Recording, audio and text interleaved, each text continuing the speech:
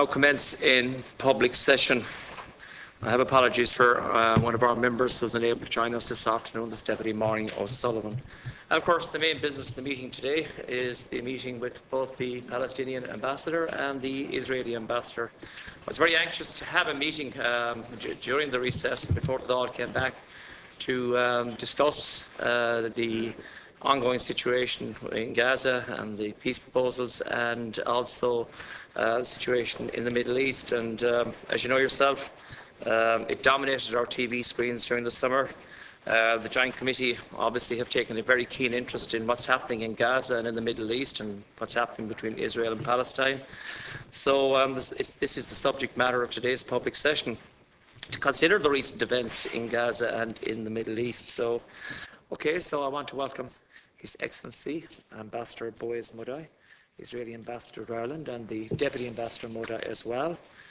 And again, as you know, the events in Gaza over the last 2 weeks, as I said, or 2 months, have been covered widely in the media. We've seen a number of truces, but last week's long-term ceasefire, which was negotiated by Egypt, is a step in the right direction. We hope that this ceasefire will hold and that there can be we can move forward from here, that both sides will move forward. As you have no doubt today, we have noted the format of today's meeting is that we have the presentation, or similar to the first format, we have the presentation from the Ambassador, which will last no longer than 15 minutes, and then we'll have a questions and answers session, similar to the first one again. And I want to appreciate members will show the same courtesy to the Israeli Ambassador as we did to the Palestinian Ambassador, and I think that would be important here today as well. Okay, so without further ado, it's getting late in the afternoon. Ambassador Modai, you're very welcome. Thank you. And I want to thank you again also for the communications which you sent to us. Particularly me as chair, you keep in touch with me in relation to what's happening, and even during the 50 days of the war in Gaza, you kept in regular contact, updating me, as did your Palestinians. So I want to thank you for that, and for your regular meetings here with us as well. So I now call on Ambassador Modai to make his presentation. Thank you, Ambassador, and you're very welcome. Mr. Chairman, members of the committee, ladies and gentlemen. First of all, I'd like to thank you for giving me the opportunity to speak to you and to give you the Israeli perspective on Operation Protective Edge in the Gaza Strip. Let us start with the background and the chronology of the events. On June 12th, 3 Israeli teenagers were kidnapped from near their school. For 2.5 weeks, the whole of our country was led to believe that they were alive, and a wide-scale search for them took place in large areas of Judea and Samaria, concentrating mainly on the area of Hebron. Israel said from day one that Hamas, a terrorist organization, and also the regime which rules the Gaza district and forms part of the relatively new unity government of the Palestinians, was behind the abduction of the 3 innocent youngsters. For a long time, the Hamas leadership denied categorically that they were responsible for this cowardly terrorist action. Only 2 weeks ago did they finally admit responsibility. First, a Hamas Politburo member living in Turkey, Saleh Aruri, took credit for the abduction and killing of the teens. Then a few days later, the movement's leader, Khaled Mash'al, also acknowledged that it was involved. Again, Israel was right. On June 30th, the bodies of the 3 youngsters, Naftali Frenkel, Gilad Shaer, and Eyal Ifrach, were discovered. During these weeks, the launching of missiles continued from the Gaza district towards civilians in the south of Israel. After the discovery of the 3 bodies, the situation escalated with growing numbers of rockets and mortar shells. For a long time, Israel tried to contain the situation and responded with minimal force. It told Hamas that quiet will be met with quiet. By July 8th, after 330 missiles had been fired into Israel, on the day after several meetings of the Israeli cabinet, it was decided to retaliate forcefully in order to deter Hamas and the other terrorist organizations. On July 14th, the Egyptians proposed a ceasefire to the 2 parties. This was accepted by Israel, but rejected categorically by Hamas. On 10 further occasions over the following weeks, with much appreciated Egyptian mediation, the two parties were offered ceasefires. All of them, some were described as humanitarian ceasefires, but all of them were accepted and respected by Israel. All of them were rejected or violated by Hamas. In some, Hamas rejected or violated ceasefires 11 times. Hamas wanted war. What the world has witnessed during this cycle of violence was an asymmetric war. Consider what we find on the two sides of the conflict. On one side, we have a democracy, a country of law which respects the freedom of its citizens, Jews and Arabs alike. Israel is a democracy in which freedom of speech, freedom of the press, and all the other rights enjoyed by people in the free Western world are respected. We do not execute opponents of the government in the street, nor do we throw them from rooftops. We do not torture and kill people because of their sexual orientation. In our cities, women are equal to men. They can wear what they like without fear of being stoned by a mob if they wear the wrong clothes or look at a man they are not married to. Israel is a country that has contributed so much to humanity in many fields, such as medicine, high-tech, agriculture, environment science, cinema, literature, and many, many more others. On the other side, we see a terrorist organization that claims to have won the elections in 2006. By the way, I believe that my colleague Ambassador Abdel Razek unfortunately could not express freely and will not express freely his views and those of the Palestinian Authority regarding the real freedom and fairness of these elections. Hamas and the other terrorist organizations have never had any respect for human life.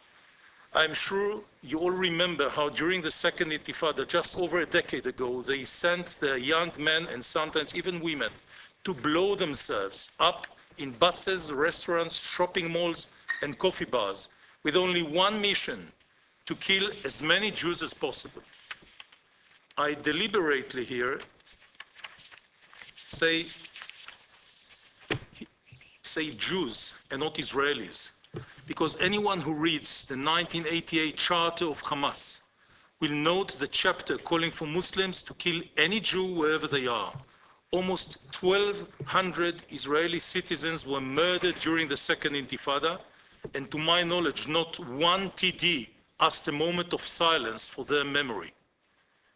During the latest operation in Gaza, Hamas and the other vicious radical Islamist terrorist organizations spared no effort to commit a double war crime.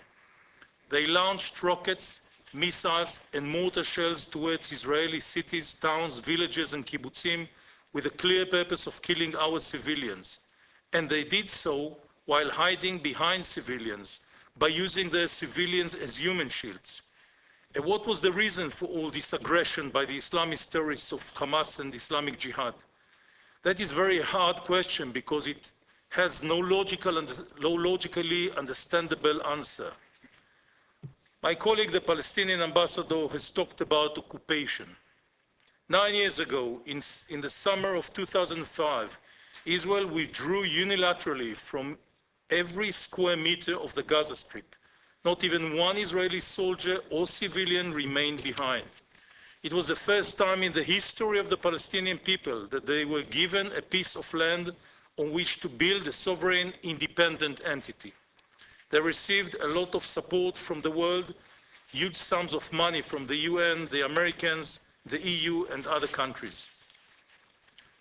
The evacuating Israeli civilians even left behind 40 million worth of high-tech greenhouses, which could have been used to develop their agriculture, to bring back the flower and fruit export industry for which Gaza had once been famous. Instead, they destroyed them a few months later.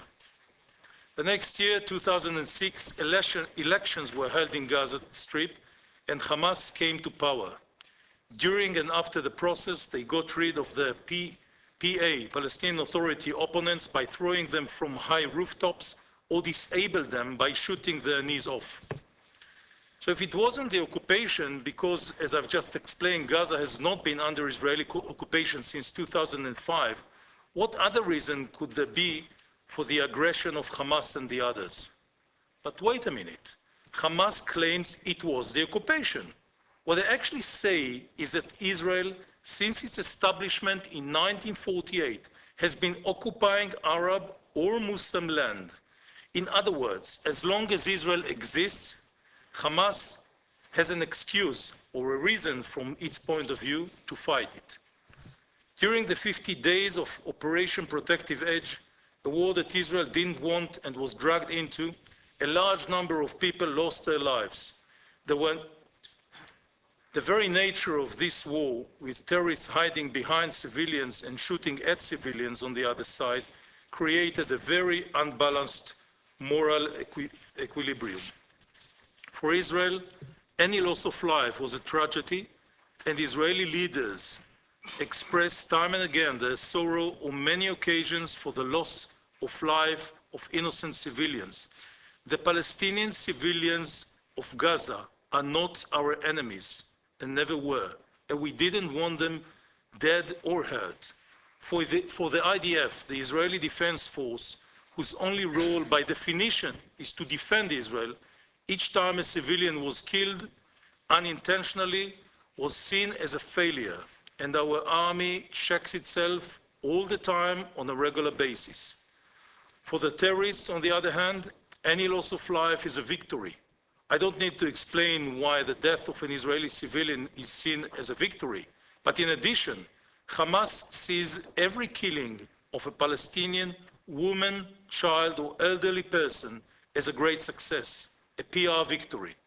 This is because the coverage on our TV screens day after day showed little about the war apart from civilians being rushed to hospitals. And now we come to the number of the dead. The figures of the casualties in Gaza put about by the media in this and many other countries relied on Palestinian sources since there were no others available.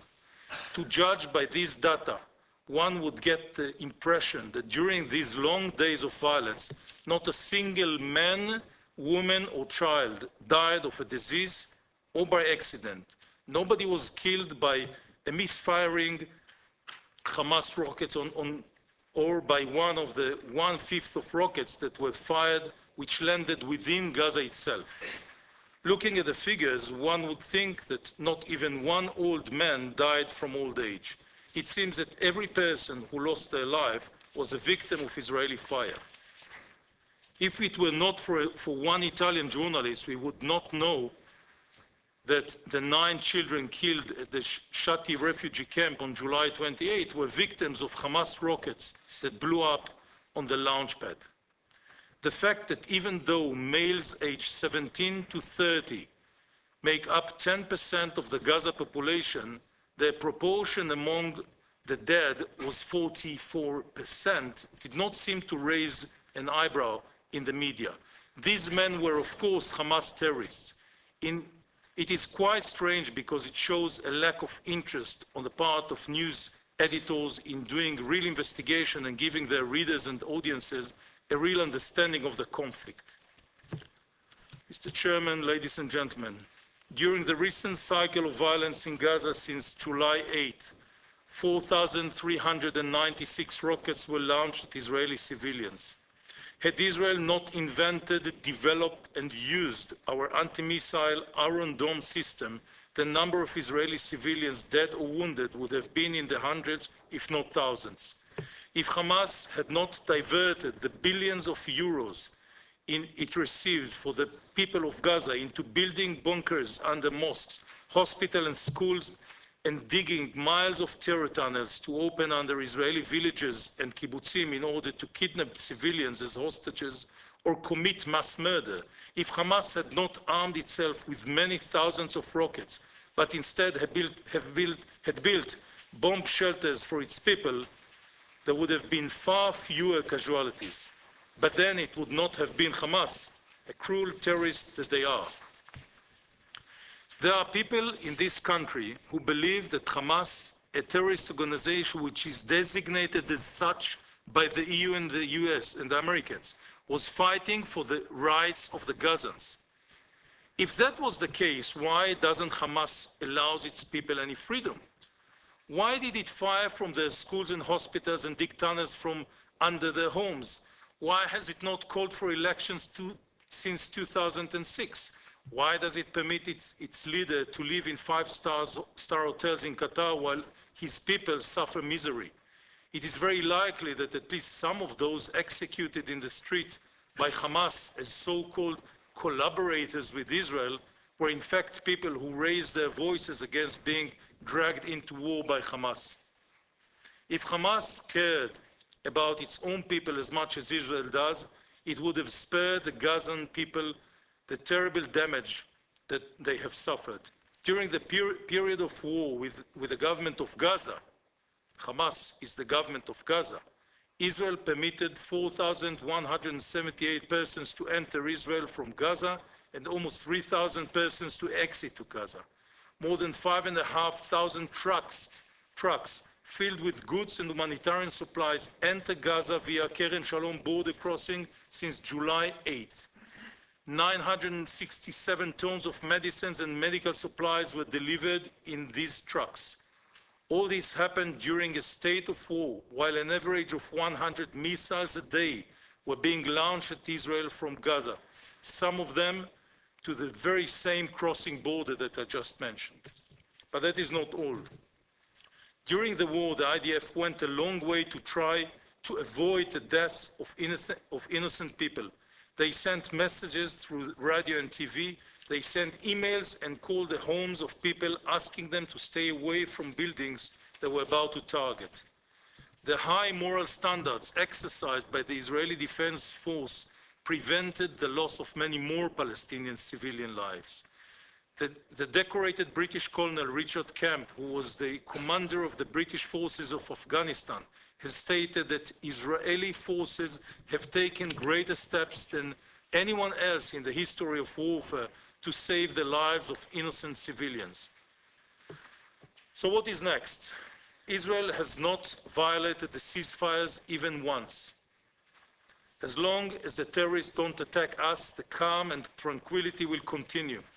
As we have been saying from the beginning of the summer, if Hamas won't quiet, all they have to do is stop shooting.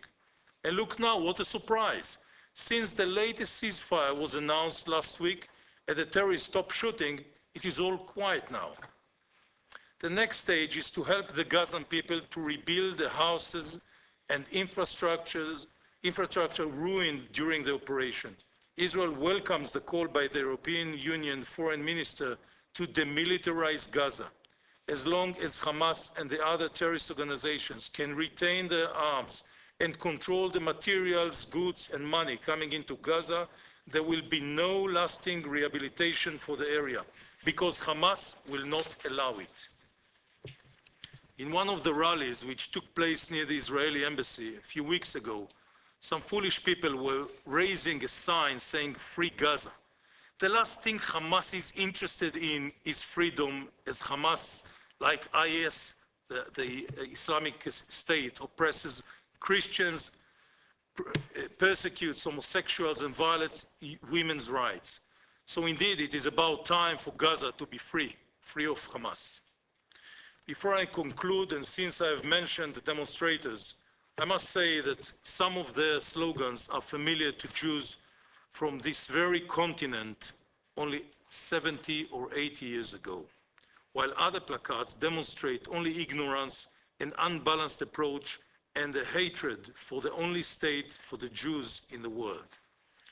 Others, who so proudly call for my expulsion from this country, show no respect for democracy, for dialogue, and for the hospitality that this country is so famous for. To those people who represent a minority, a vocal and hostile group, who nevertheless do not represent the people of Ireland, to them I have nothing to say. They are a shame and a disgrace to this country. And these words of mine come from a person who is ready always for a dialogue at any time with anyone, since that is what democracy is all about.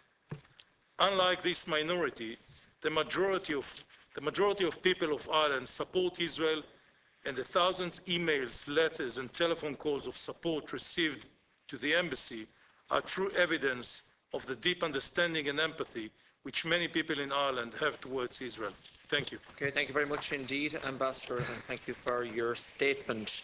Just two quick questions again before I get back to Deputy Smith. Reports from Israel today state that Israel may not be sending an invite to Cairo to follow up on the ceasefire. Are those reports true? They're supposed to have come from Prime Minister Netanyahu.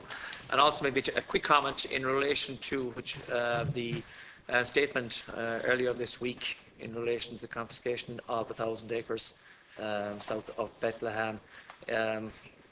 Wasn't that really something that wanted to provoke the Palestinians in a very sensitive time? Okay. Regarding your question about Israel joining or participating in dialogue in Egypt, as much as I understand, and I'm updated only for 3.5 hours ago, if Israel is interested in continuing this dialogue, we want Gaza to be rehabilitated, as I said. Our conditions are clear. And I said it, as long as Hamas controls the area, we have a problem. Now, it was mentioned a few times, it was declared by ministers of foreign affairs of the EU countries that Gaza must be demilitarized. We certainly support this approach. We believe that when that happens, the sky's the limit, and everything, the generosity and the openness from the Israeli part would be very significant. Now, regarding what you said about your question about the land in Gush Etzion. First of all, I saw the reactions around the world, and I must say that the one thing that amazed me is the lack of proportions. While the radical Islam terrorism is taking over the Middle East, on its way to Europe, by the way, and large parts of the world are dealing with a decision that is the beginning of a long bureaucratic process, and I'll elaborate on that. First of all, I have to explain that we are speaking about the land that is located in Area C of the West Bank of Judea and Samaria, which is according to the agreement between Israel and the Palestinians. Area C is under Israeli full responsibility. There were never before any claims for this land, neither by Israelis nor by Palestinians. No one ever claimed that they are the owners of this claim, of this land. And by the way, this part of land was never cultivated. Now we are speaking about an area which is about 1.5 square miles. That's the size. To give you an idea, it's 0.08% of the territory of Judea and Samaria. And it is located in Gush Etzion, which is one of the two centers of Israeli Jewish centers that in any future agreement would remain, and there is an understanding of that also by the Palestinians, would remain under Israeli sovereignty. Gush Etzion also has an interesting history that you may not have known. For thousands of years, it had Jewish presence, thousands of years. The first time it was taken from Jews was in the War of Independence, when this area was taken by the Jordanians and other Arab areas, militants from the area. 127 men and women who went out with the white flag, giving up, were executed. This place has also, because of that, an emotional importance for all Israelis. I want to put things in some proportions. The whole area that the Israeli villages and towns take from the Gaza, from Judea and Samaria, is about 1.7% of the area. People have a different and wrong impression. That is all. Less than 2% of the area is being held by Israelis.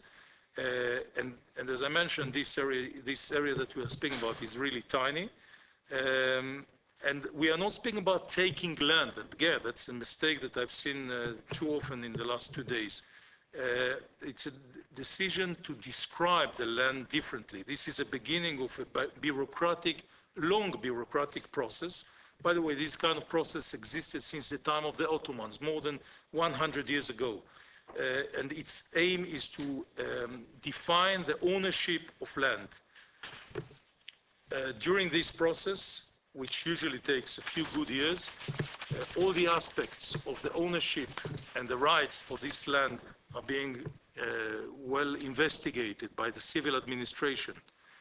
At every point of time during this bureaucratic process, people, both Palestinians and Israelis, have the right to submit an appeal to the civil administration by proving through documents that they are the owners. If at the end of this process, none, not even one person would be found as the owner of the state, only then the whole area would be described as state land.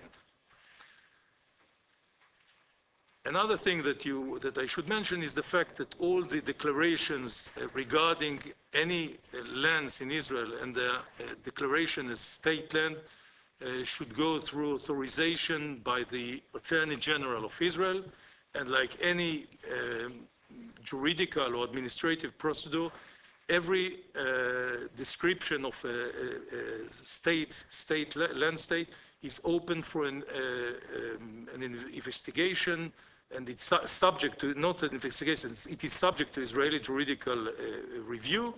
And at the end of this process, it could be appealed, people can appeal all the way till the Israeli Supreme Court.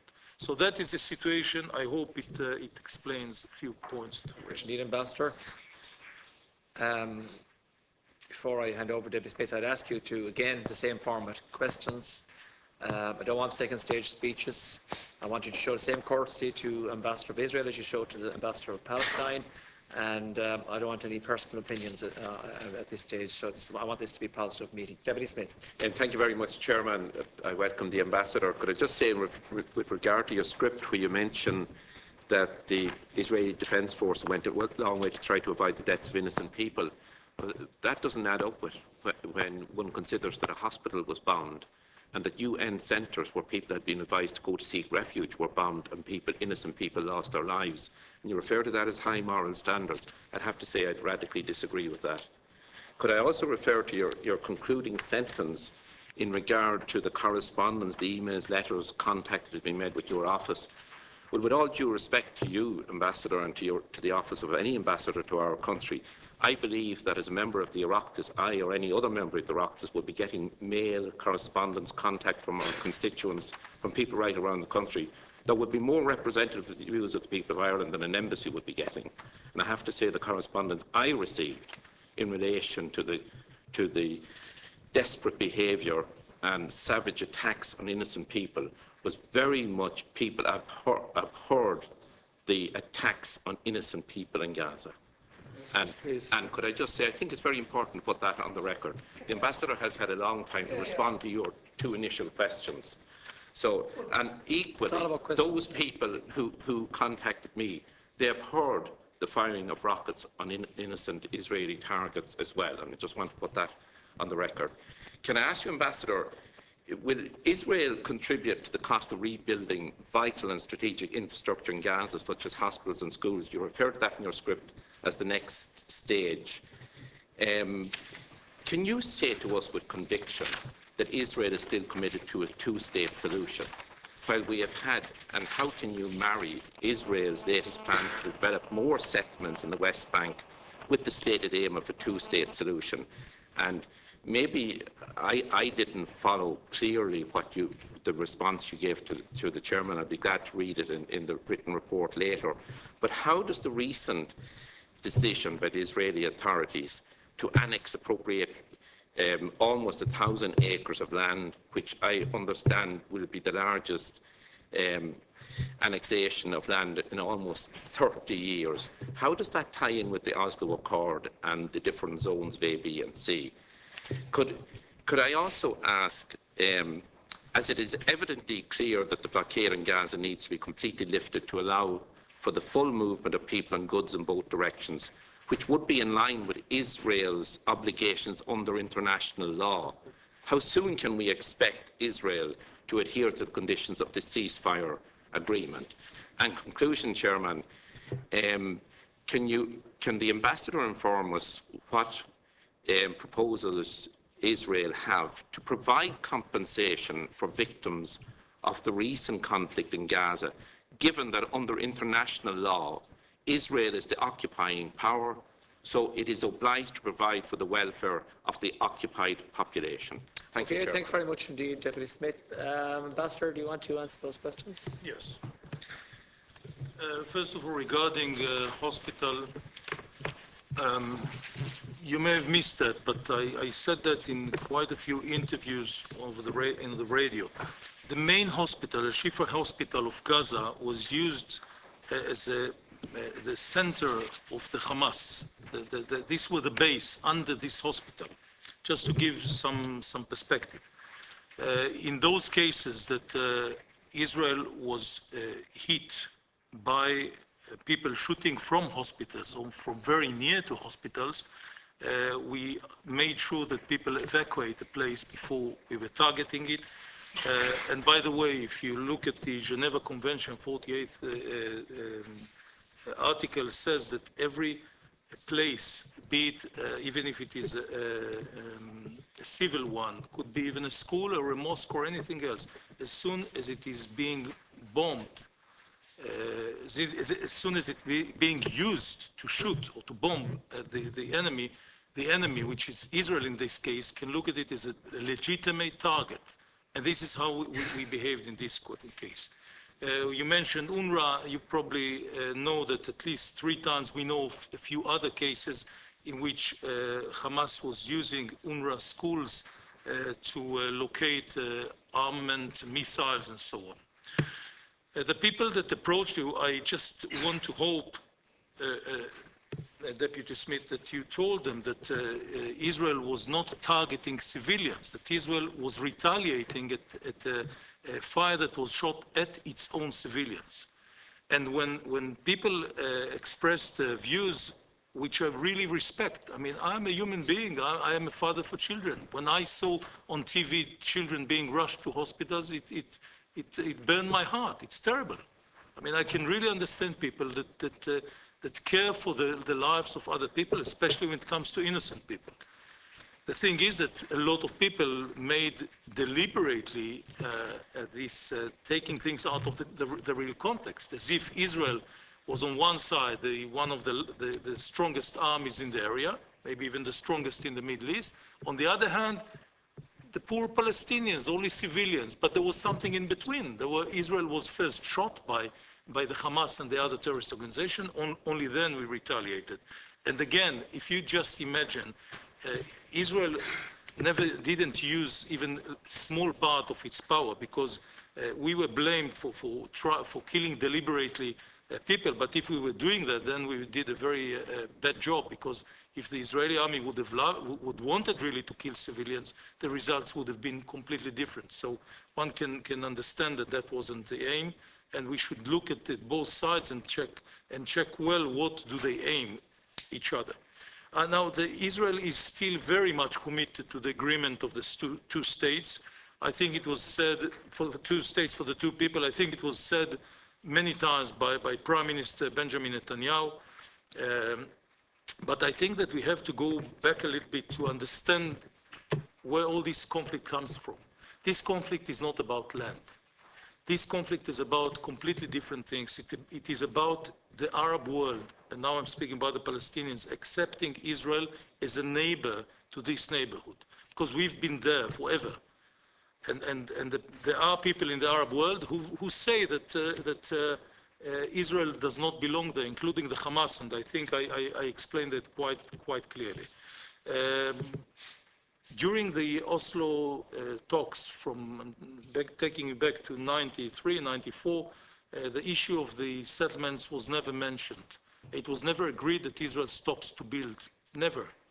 And when it was a matter of signing a peace with our neighbors, For example, in Egypt, there was no problem of Israelis being evacuated from parts of the Sinai and from different areas near the Gaza district.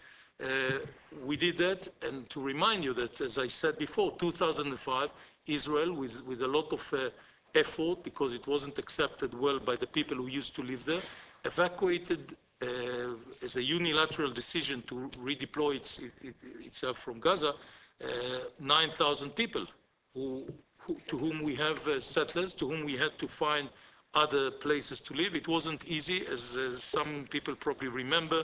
There were a lot of rallies and demonstrations, but eventually we did it for peace, because we believe that this is the opportunity. You mentioned compensation for damage. I think it's better that we don't get into that, because then we'll have to ask compensation from our opponents, from our rivals, from our enemies for many, many years, and of killing, maiming, and making a lot of damage to Israeli cities. We do believe that Gaza has to be rehabilitated, and it will, as soon as this district is demilitarized. And do you intend to financially support the reconstruction of Gaza at any Israel? Probably yes. Probably yes. Okay. Deputy Crowe, again, questions, please, if possible. I read your speech, Ambassador, and I don't think your speech and some of your answers here today have actually helped your cause. In fact, I think for a lot of people listening at home, your answers, particularly around the land question, will infuriate people. It reminds me of the cowboy films some years ago, and you had the Red Indian and the cowboys, and the expression of the white man speaks with forked tongue, and a lot of it was about land and about the white man moving in on people's land. And your excuses were similar to many of the excuses that were given in those crappy Hollywood films, those B films and so on. But I just think it's a scandal of what you have actually come out in relation to this thing about people not having leases and so on lands. And these are lands that people have lived in for generations and generations, for hundreds of years. And that's what's part of the difficulty that's happened in relation to. You said about in relation to, if we see the demilitarization of Gaza, that the generosity of Israel will be forthcoming. Why have we not seen, Mr. Ambassador, why have we not seen a similar generous response in relation to the West Bank and the occupied territories in relation to demilitarization? Because the militarization in that area is coming from the Israeli forces in relation to. What was the rationale, Ambassador, behind the Israeli attack on Gaza's power plant? Simple question. We know that at the moment, the Gaza population, the access to water, Troika has issued a report saying that on a daily basis that the population is getting 10% of its water needs. So again, you're saying that the checkpoints are open, and you gave the figures there in relation to are they at full capacity, Mr. Ambassador? And again, what is happening in relation to people that are looking to access Gaza? Are you allowing international humanitarian aid? Are you allowing international visitors? Are you allowing politicians to visit the area? Are you allowing access to the area itself? Do you favour an inclusive peace process? And the reason I'm asking you that is, does that inclusive peace process include all groups? Does it not make sense that if you're looking for an agreement, that you try and get as many people as possible? And why I'm asking you that is that many of us around the world would have thought that it was a positive thing, the fact that you had Hamas agreeing to go into a government of national unity, and that the fact that you're going to negotiate and you come to an agreement, you have all sides involved in the conflict, and that in itself is an enabler for a long-term peace process itself. Would you not accept that the agreement, the latest agreement is an agreement that was agreed back in the peace agreement that was agreed back in November 2012. And rather than moving on, your actual agreement is moving in backwards. And at that time, all the potential agreement at that time that was agreed in Cairo was agreed at that time, and it was talking about lifting the blockade and allowing fishermen extend their fishing rights and so on. We had a shooting, I think it was last night, a shooting over supposedly at Gaza fishermen. Again, that's the backdrop. So I think many of us in Ireland genuinely want to see an inclusive peace process. But I don't believe, and there's no indications that the Israeli government, and particularly this government, which is the most reactionary government that your country has actually seen, that they don't want to see it. And I asked you privately before, were you aware of the Israeli army expression of mowing the grass? And I think you said at the time you weren't aware of it. Are you aware of it now? And is what has happened in Gaza part of that strategy of mowing the grass? And we're talking about 2,100 civilians, 11,000 injured, and tens of thousands of people displaced from their homes. Questions there. So, Ambassador Modai. Which one of the 12 should I start with? Any you like. I'd like you to answer. First of all, I want to start, Deputy, with thanking you for the evaluation of my speech and my talk. And I know that I don't convince everyone, but I do believe that I can convince a lot of people who want to know the facts. You asked me what was behind the Israeli attack on Gaza, and to that I can only suggest to read again my speech, because there I explain exactly. There was no Israeli attack. There was a retaliation of Israel after we were attacked by terrorist organizations. And I'm not going to elaborate of the meaning of terrorists here in this country. When I speak about the when you ask me what was the reason behind it, I would ask you a question. What would Ireland do if a rocket would be launched towards Dublin, Limerick, or Cork? I mean, I don't think that there is any other country. There is no other country in the world. You're not part of this committee, so sorry, Ambassador, please. I'll control the meeting here now. Thank you. The Ambassador without interruption, okay? So I think that you have to understand that there is not even one other country, at least not any country that I would know, that would not retaliate when it is attacked. And I've been asking many times in articles that I wrote here and in interviews, if anyone has a great, brilliant idea that would help us solve this problem, I'm more than happy to hear it. And we heard nothing, except for sitting quietly and not retaliating, which is not a reply. Why do we oppose to the Palestinian unity government? Because we find it almost impossible to think of a government that has two heads or two hands. One hand would sit and shake our hands during the meetings, and the other hand would keep on launching missiles at us. It just doesn't work this way.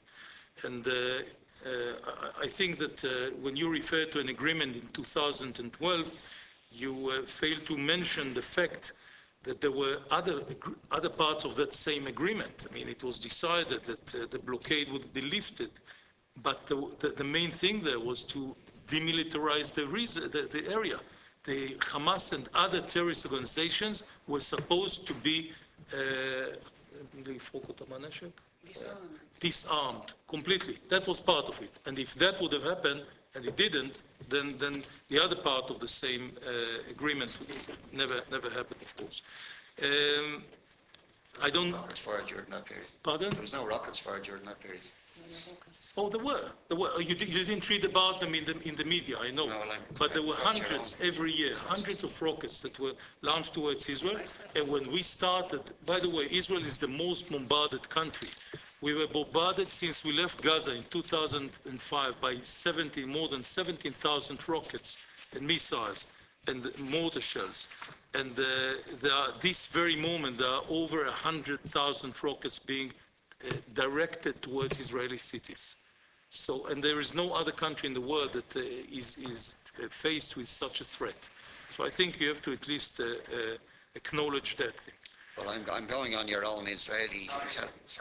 Okay, I'll let you in briefly afterwards, but just I want to hear without interruption because I'm anxious to get through this meeting as quickly as possible. Are you, did you answer? Yeah, are you happy with all the I questions? think I did reply vast majority. Okay, just briefly, did you want to just come in Well, briefly? I'm quoting from the, according to the Israeli Intelligence and Terrorism Information Center, Hamas fired no rockets out of Gaza from November 21st to 2012 to July the 1st, 2014. Okay. Yet in that time, according to B'Tselem, Israel killed 20 people inside Gaza. Do you want to comment on that, Ambassador? I don't know where he gets this information, but it's absolutely wrong. Okay, that's fine. Senator Norris. Thank you very much. First of all, I will very briefly put my background on the record because it's been impugned. I have not only spoken on Israel, I've spoken on Tibet, East Timor, Nicaragua, Syria, Bosnia, Guatemala, Iraq, Iran, and I could go on forever. And my interest is in human rights. I also supported the evacuation of Jewish people from Russia. I've continually supported Israel when it was in the right. I condemned the car bombings. You asked, did anybody stand up and ask for a minute's silence? No, I didn't ask for a minute's silence. I condemned them. And I got a letter from Yasser Arafat condemning them. That's what I did. So let nobody call me anti-Semitic. With regard to the seizure of land, I presume you're aware of the fact that the Finance Minister, Yair Lapid, yesterday condemned it. A member of the Israeli cabinet condemned the expropriation of land and said that the Security Cabinet hadn't even been consulted about this. He said the announcement, which wasn't brought to the Security Cabinet, harms the state of Israel. That's an Israeli cabinet minister saying this. Maintaining the support of the world was already challenging, so why was it so urgent to create another crisis with the United States and the world? That's question number one. Why was it so urgent to create another crisis by acting so blatantly illegally? I may say in passing that I'm rather surprised that you could put on yourself to ventriloquize for the Palestinian ambassador who is here. I mean, I've never come across that before. One ambassador puts words into the mouth of another. Mr. Senator, will you keep to the point, please, in relation to that questions? is very I know, I want you to ask questions. Oh, yes, that is very much. I'm asking the question. Okay, that's fine. How he thought it was appropriate to ventriloquize from somebody who's here, who's not in a position now, having spoken already, to answer.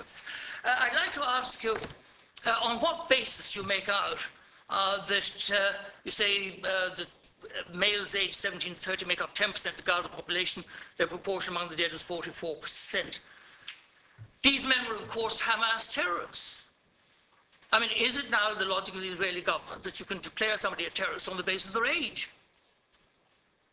That seems very extraordinary to me. How can you possibly say that these people were terrorists? The next thing is that miles of terror tunnels, they've been there for years.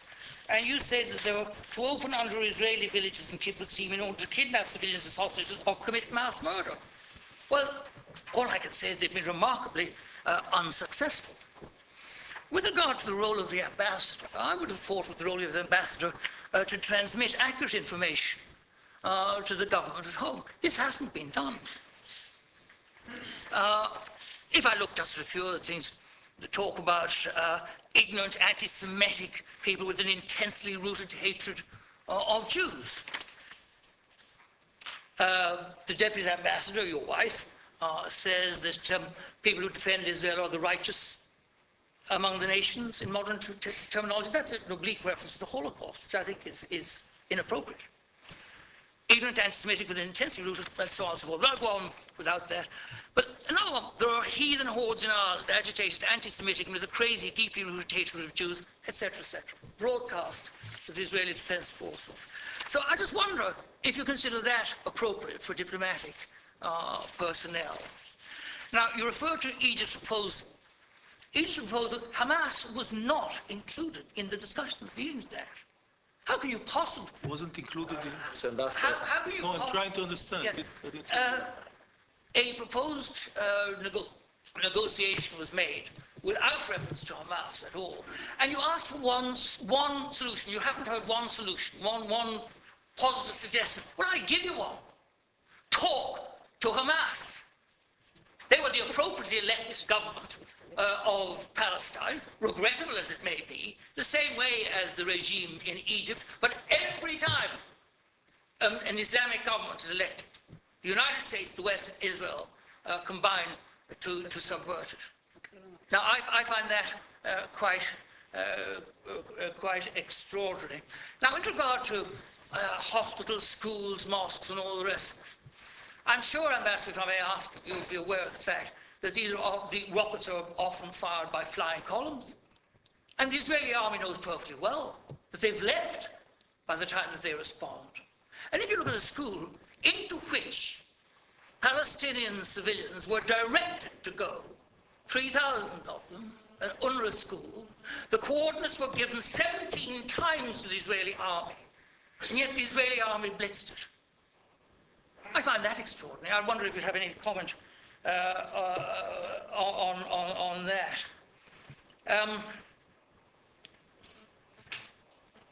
Senator, maybe we might ask him to answer the questions. We have a lot of questions asked there. Yes, okay. Well, I leave that. And again, if I may just refer the Ambassador to what I said when the Secretary called. I gave vent I wish to remind you that I prefer if we didn't use the personal status of the Deputy Ambassador. The personal status of the Deputy Ambassador. I don't think that title should have been used in the meeting today. Why not? I don't think it's nothing to do with the Deputy Ambassador. Okay? Ambassador. Oh yes, I'm sorry, I beg your pardon, I must contradict you completely. Sorry. She's a representative, a diplomatic representative of the state of Israel. But I don't think and she issued comments, and may I just say, having sorry, please. May I just say, when you talk about sexual orientation, what about your quote when you said that people's sexual orientation should be used to embarrass if they were pro-Palestinians? Senator Norris, okay, please. Ambassador.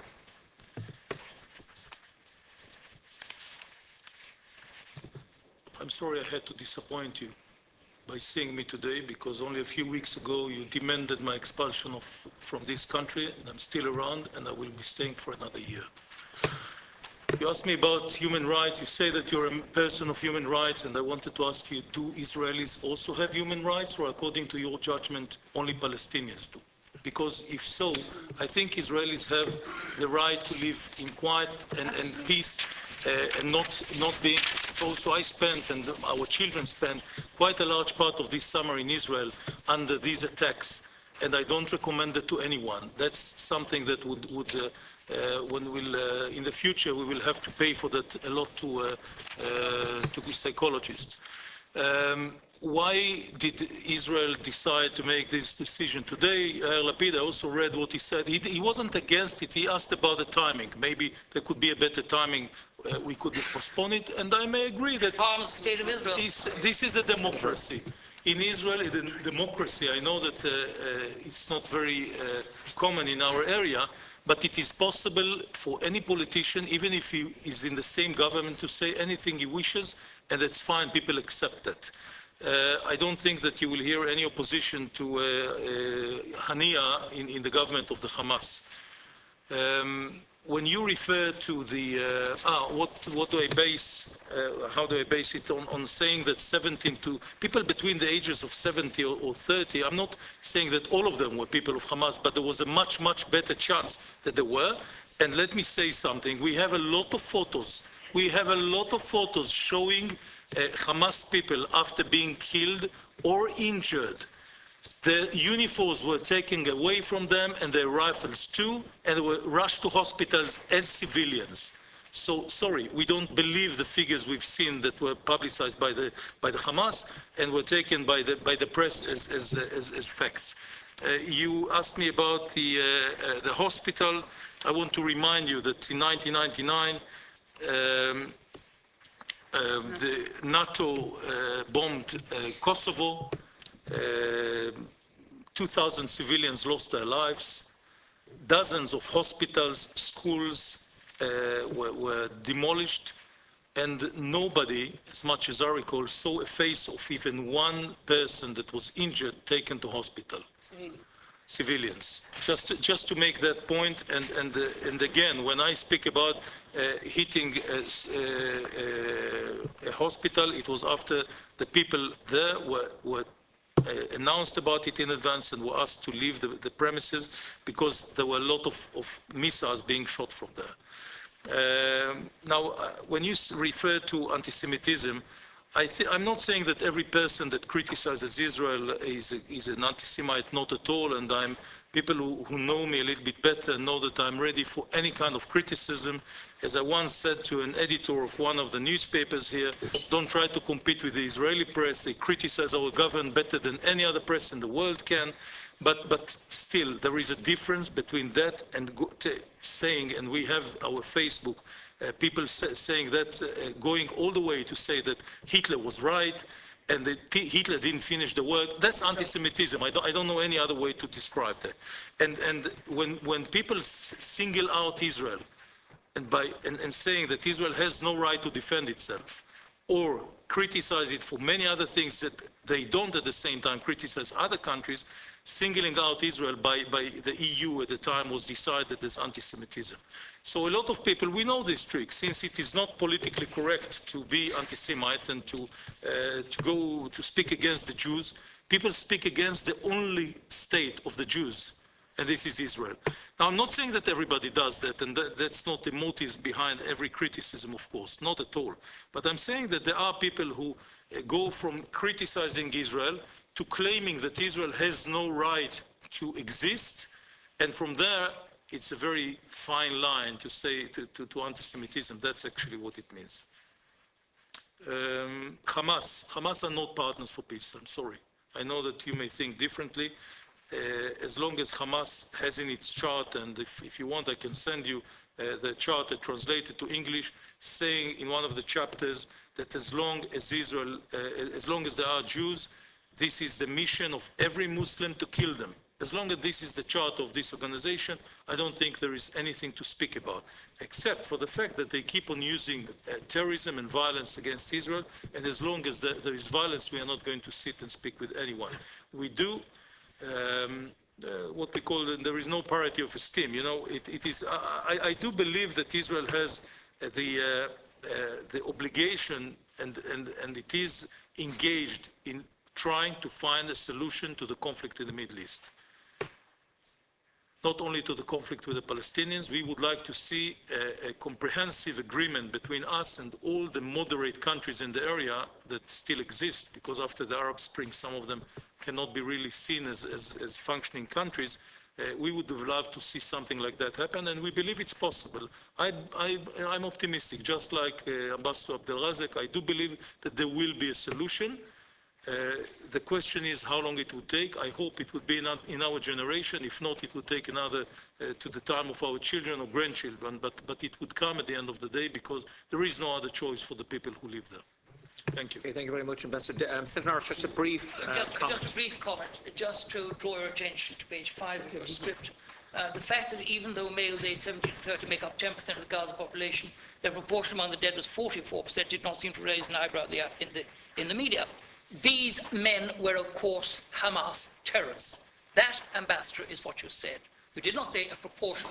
You said these men. Okay, and if I may just make... Yeah, I have other speakers. Oh, yes, just this final point. There is one word missing, possibly. There were possibly all of them Hamas people. This is script that is supplied. Yeah. With regard to talking to Hamas, I'm sitting next to my good friend Sean Crow. 30 years ago, the organization of which he's a member condemned me to death. They threatened to kill me. I still maintain that they should remove Section 31 of the Broadcasting Act that forbade them, and I advocated talking to them. And it's because of reaching out. You talk to your enemies, you don't talk to your friends. Okay, that's the only solution. Fine. How can you possibly end the war if sorry, Senator, that point is taken on board. Okay, I'll go over now to Deputy Durkin. Thank you, Mr. Chairman, and thank you, Ambassador, for coming before the committee and addressing it. We're all good historians. We've read our history fairly well, and some of us probably better than others, and we remember it as well. But can I suggest to you that regardless of who is to blame, in the ongoing conflict in the Middle East, it can only end in disaster. And a few moments ago, you made a reference that it might not happen in our generation, in your generation, or my generation. Mine is a bit ahead of yours now. I think that to defer a solution or an attempt at resolution to other generations is a dangerous practice. And would you accept that it could be a dangerous practice, and that we could find ourselves, as a result of that postponement, with a major conflict of international scale on our hands that could well originate? I missed the second question. There was too much noise. I couldn't hear it. I'm sorry. It's okay. No, please repeat. No, sorry. Okay. Sorry. Yeah. Sorry.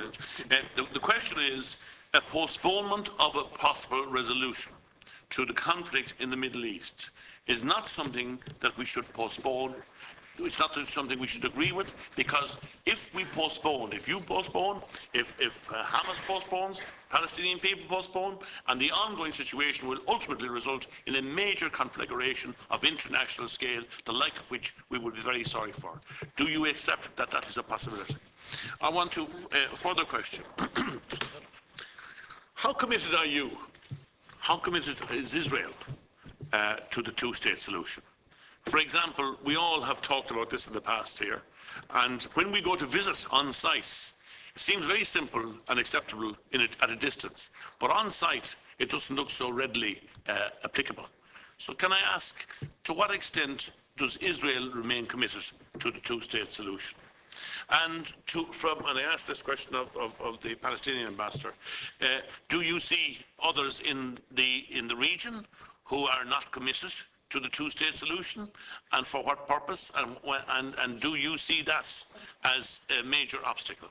And the last part of the question is, regardless of what the cause of causes, and we know that there have been very provocative situations in times gone by, and we have, like our colleagues have mentioned already, we have condemned the suicide bombings in Israel over the past, when they were taking place on a regular basis over the past number of years. That happened regularly. So we don't stand over any of those things. Can I ask, do you accept that the recent and recent campaigns, if you like, against Gaza represent a humanitarian disaster, a human rights disaster, and can only lead to the provocation of the people against whom your forces are directed to retaliation, which in turn will continue on to create further conflagration? Okay, Pastor.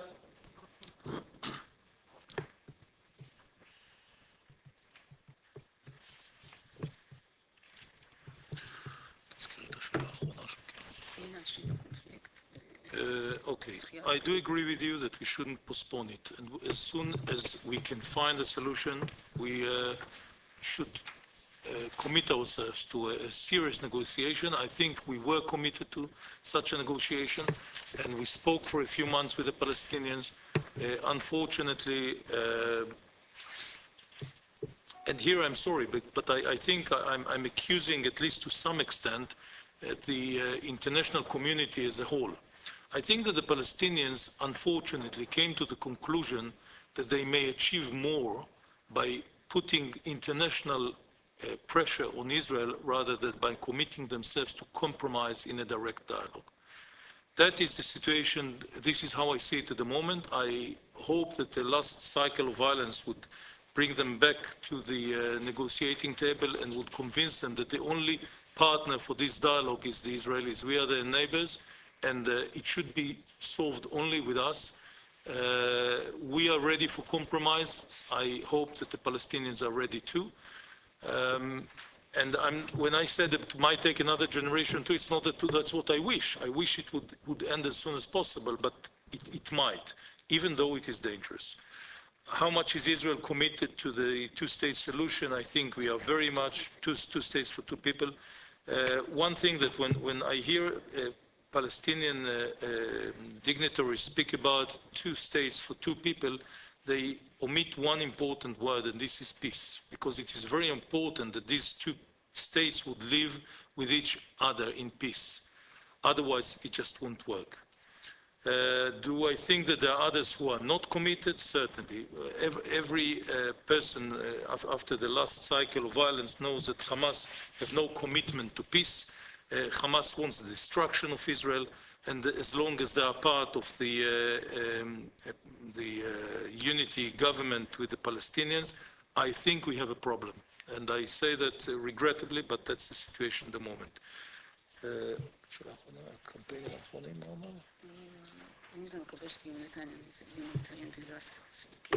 Yes, the situation at the moment in Gaza is an humanitarian disaster, no doubt, and it's a pity. But when we look at it, we have to understand where it came from, and certainly it's not Israel that should be blamed. And Hamas, as I said before, if Hamas stopped firing a long time before, if Hamas would have agreed to the ceasefire that was offered by Egypt on the 14th of July, there wouldn't have been a continuation, and then it wouldn't have been a disaster.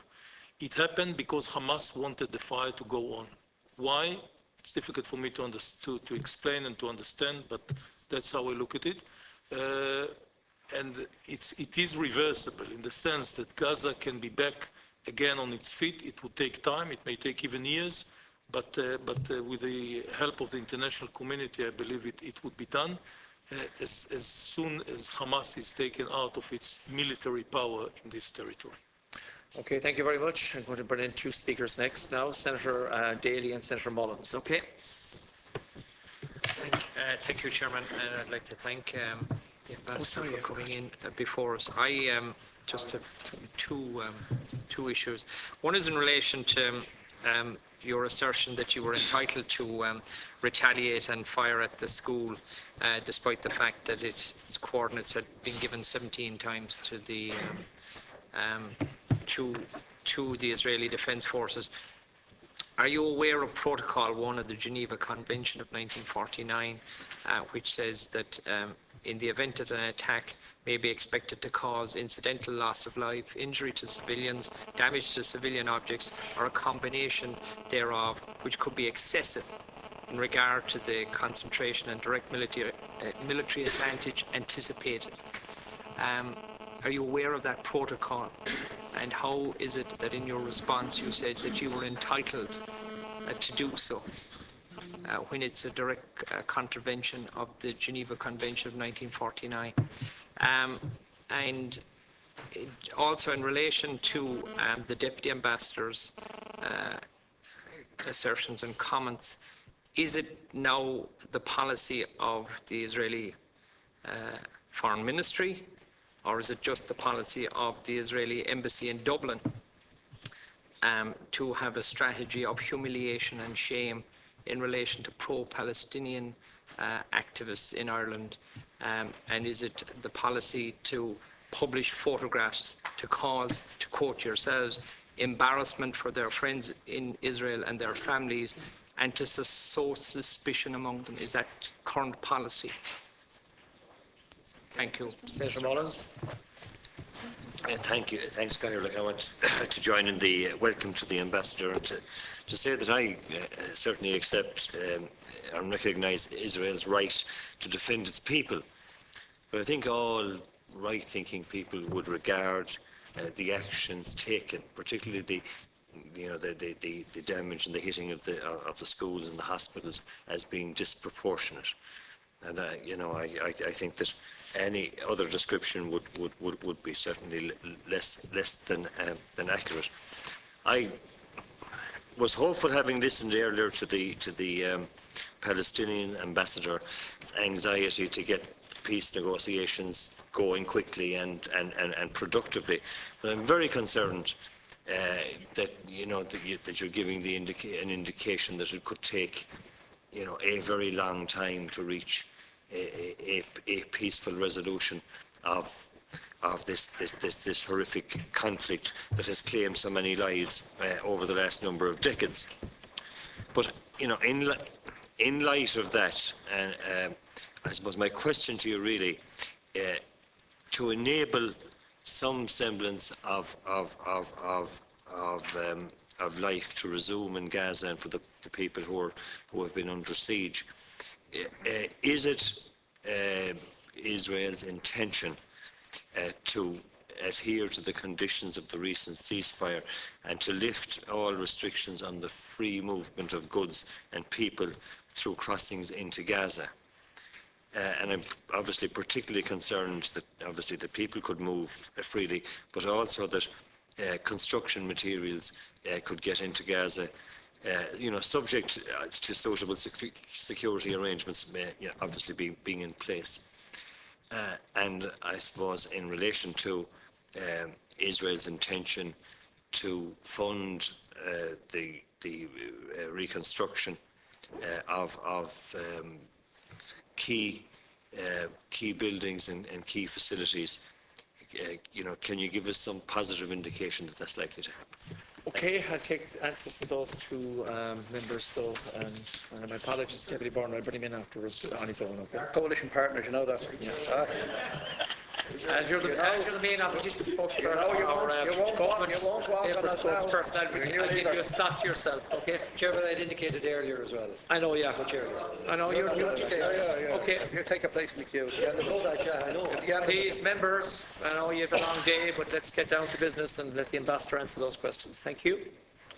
Senator Daly, you asked about this school of UNRWA. I wasn't referring to that when I spoke about hitting deliberately places that were used for launching rockets. When it comes to this school, and I heard the figure 17, I think somebody just threw it to the air and it was used. This is something that is still under the investigation of the IDF, and I have no information to give you at the moment. But I know that it's being checked. I don't think that... I don't know what you were referring to when you said that we try to embarrass people who oppose us. We certainly don't.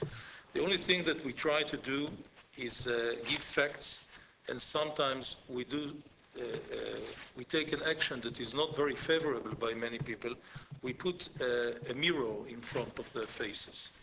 And many people just don't like it. They don't want to be confronted with the mirror. He doesn't know what it means. Sorry, now, please. Okay, so actually, I think that we are... Look, you asked me if this is the position of the Foreign Ministry. I'm usually a very modest person, but maybe if I tell you that our embassy won a prize for the best embassy in 2013, it would tell you something about how the Foreign Ministry in Jerusalem see our activity. I think they very much in favor of that. I know that some... Humiliation and shame. No, I'm not saying there was no humiliation. I don't know what you're referring to. I just say that...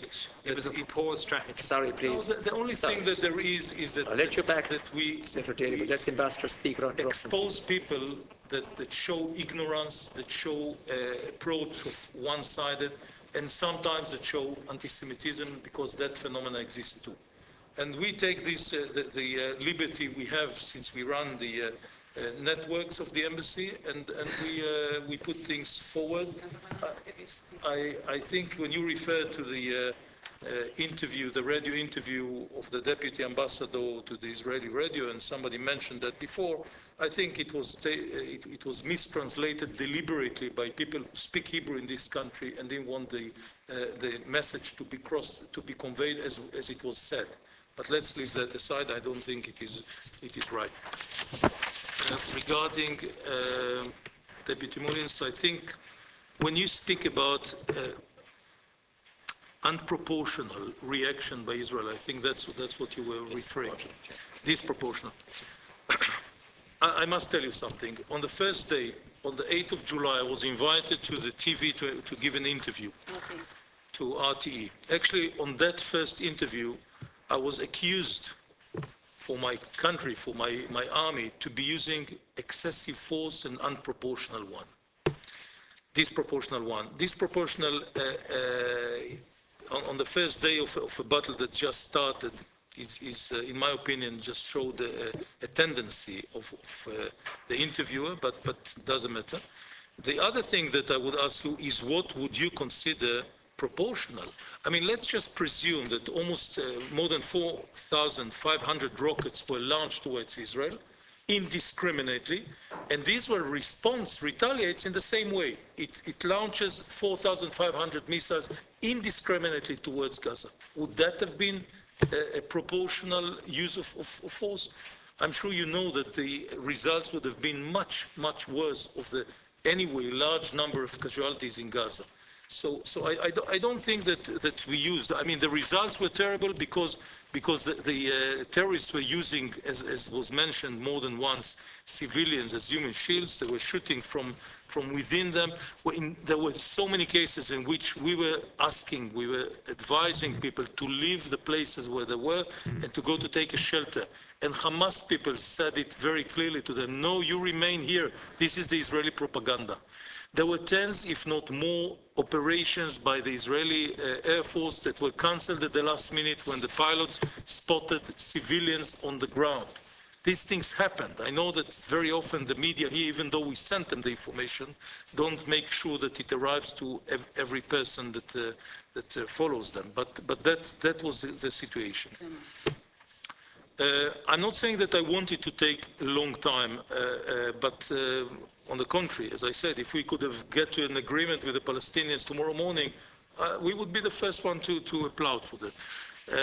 But I'm just saying that it might take more time than we wish. I'm sure Ambassador Abdelrazak and myself would have liked to see it in our own eyes as long as we are alive. I hope we'll be that fortunate. But if not, actually there was somebody in this room that was saying to the Palestinian ambassador, you have no hope, just call it off. The Israelis are not serious. So that's, I'm not trying to say the same about the Palestinians. I do believe that there are a lot of people amongst them that want real peace with us, and we will achieve it because of that. Will Israel allow things to get into Gaza? Well, that's a tough question, because anyway we allowed, as I mentioned the figures, and you have it in my paper, the amount of trucks that go into Gaza on a daily basis.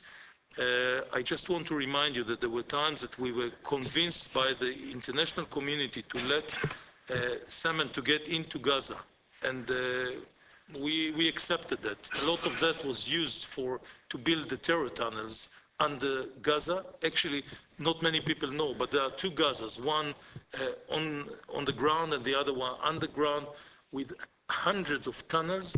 We made sure that we hope that we discovered 30-odd tunnels that were directed to Israel, and that they went under the border up to the Israeli villages, and we made sure that they are destroyed. But anyway, there are still a lot of tunnels, and only this morning I read that there was a terrorist action against Egyptian forces from a tunnel coming from Rafah, from the Gaza district. So we have to be very careful with the goods that we allow people to get into Gaza.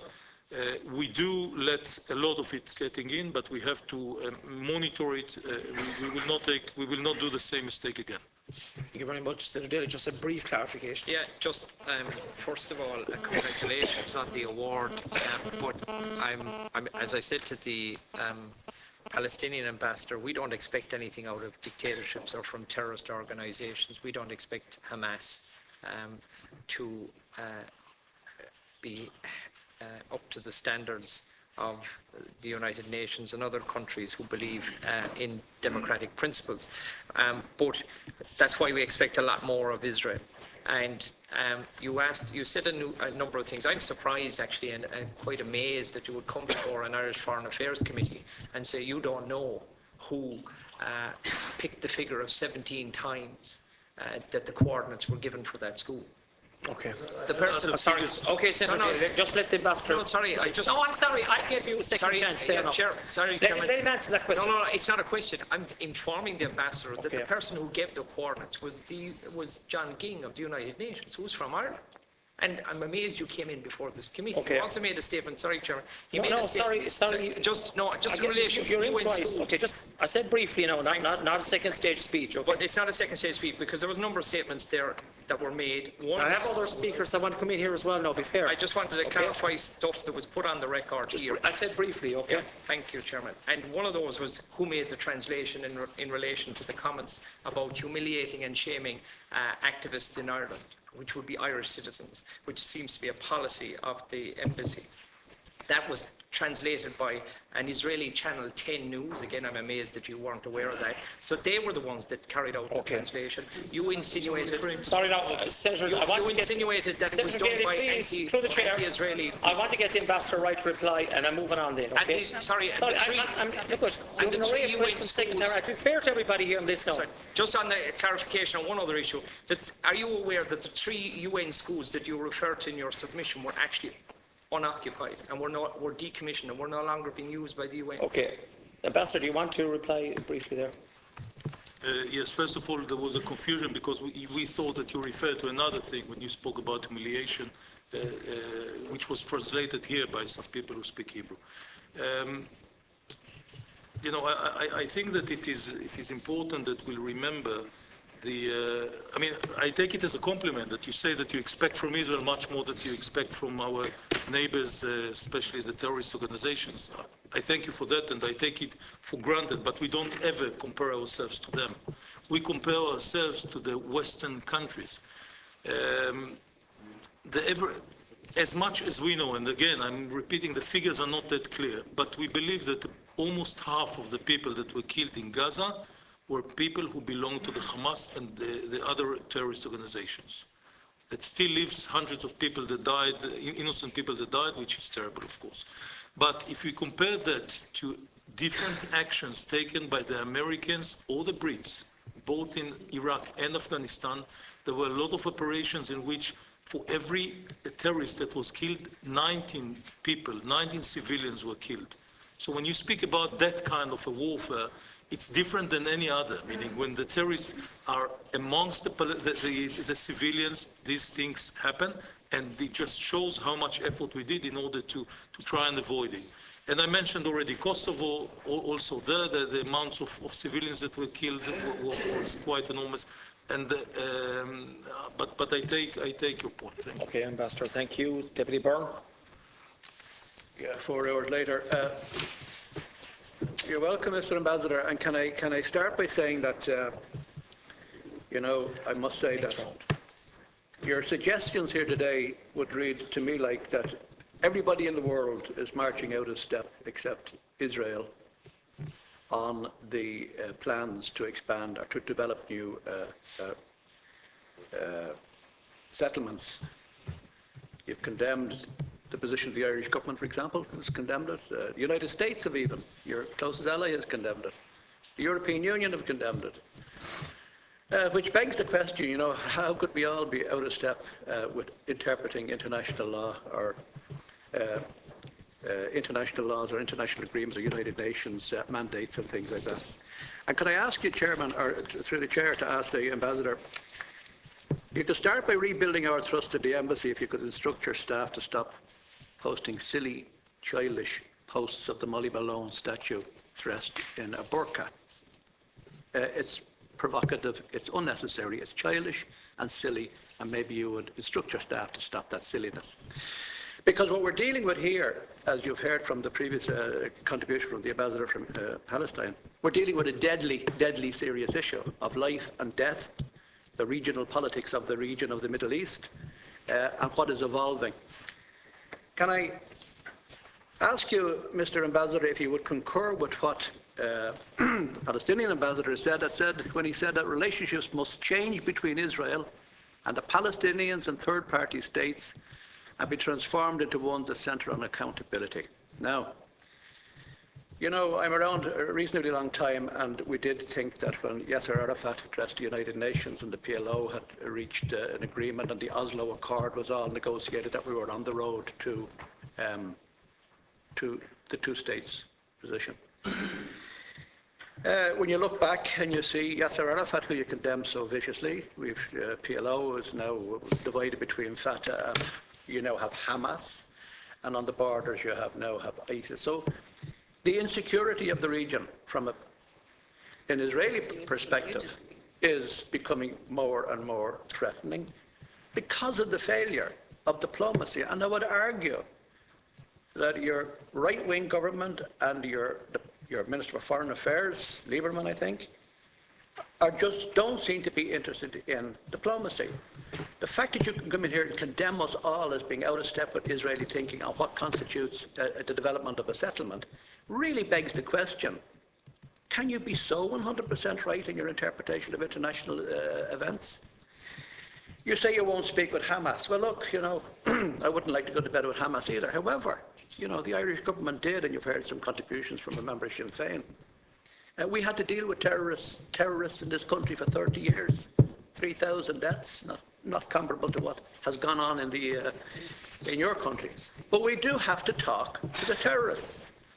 If we do not talk, and you know, I remember, I think it was Reagan went to Russia, and Reagan opened up a dialogue with the Russians, which was unheard of. I think people did the same with China. The enemies have to be spoken to. And I would appeal to you in conclusion to recognise that we in Ireland do applaud and do play a very important role in the peace process. We are up on the Golan Heights with our soldiers' lives are in danger. That we have lost many a soldier in the region. We hope we don't lose any more.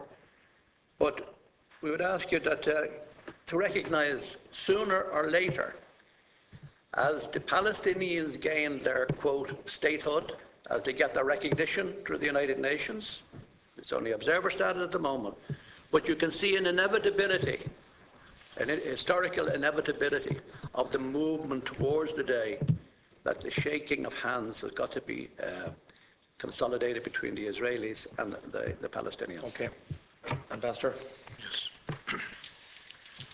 You're right that, and it surprises us too, that the whole world is very worried about this decision of beginning, as I explained, this bureaucratic process of calling a piece of land state land, and only Israel is not. But I can also tell you that during the war, the operation in Gaza, and you know Israelis a little bit, and you know that we agree about nothing. Actually, you can say that about Jews in general. We don't agree about everything. We always say that we could have millions of prime ministers because everybody knows better than Prime Minister Netanyahu what should be the policy of the government. But still, 95% of the people supported the operation, of the Jews supported the operation. Why is that? Because people realized, and that could not be seen from the outside, that could not be seen when you sit here in Dublin or in Paris or in New York, that people in Israel felt that they are in a war for their survival. That was the feeling. I know it's difficult to explain that, but I spoke on one of my, in my flight back from Israel, I spoke near an Irish citizen whom I never met before, and we spoke about it, and he said, you know, I now understand you much better than I ever did, because he, for just 3 days, felt the sirens and the running to the shelter. So this is the case. Now, when it comes to Molly Malone, you're right that we're speaking about a very serious issue. The very serious issue. And by the way, we took it after a few hours because somebody who happens to be also a friend of the embassy said that he thinks it's not the right place. We said, you know what, it's not a must, we took it off. But what we were trying to say, and actually a lot of people didn't understand it, is that, and that I can say now openly without hiding anything, and that was actually said by the King of Saudi Arabia, who invited all ambassadors who serve in Riyadh to a meeting just a few days ago. And he told them the world, the West, should do something about the Islamic State. Because this is a terrorist organization that has no limits. And today it's here. Within a month it would get to Europe, and within another month it's in the United States. So this is what we were trying to say.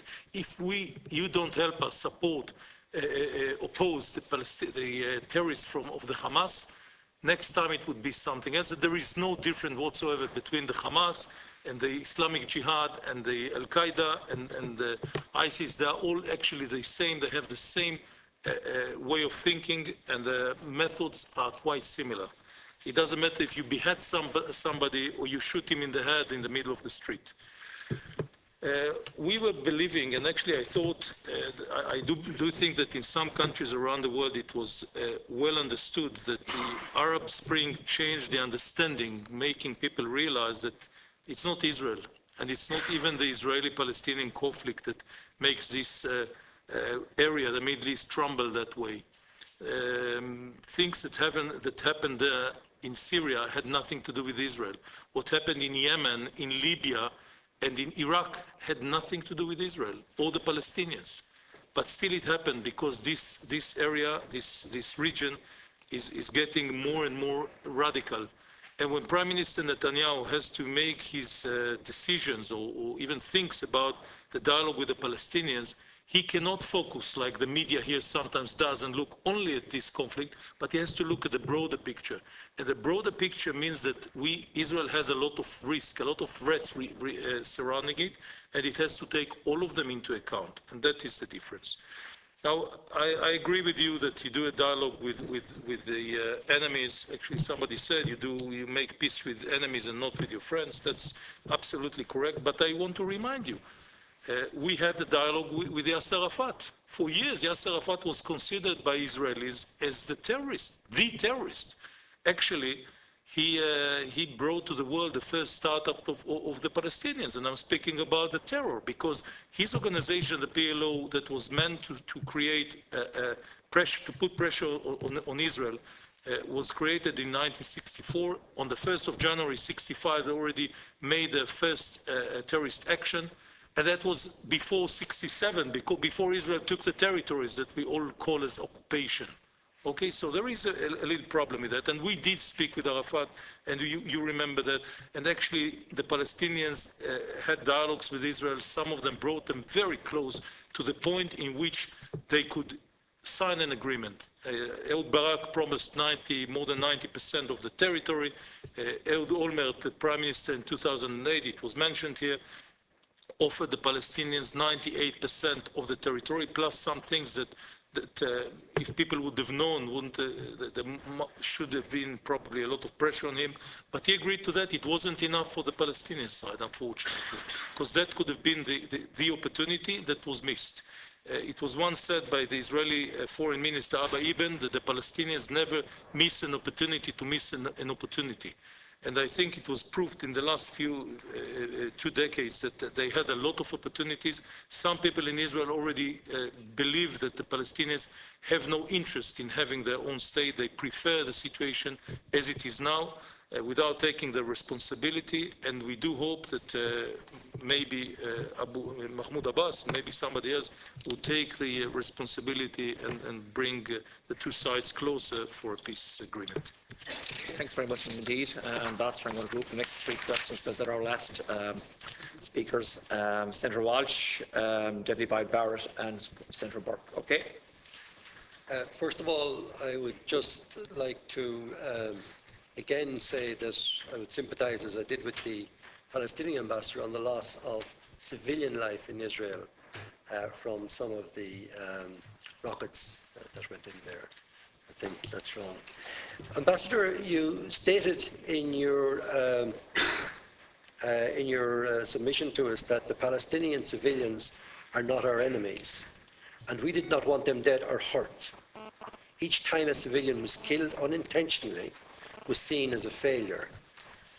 Now, Gaza is approximately the size of a small strip of about 10 kilometres wide, running down the east coast of County Wexford, and you're familiar with that county. There's 1.8 million people living in it. I can't see how you could indiscriminately bomb that area without killing many civilians. The number of children killed in excess of 500, it represents nearly 1/3 of all the civilian casualties. Children.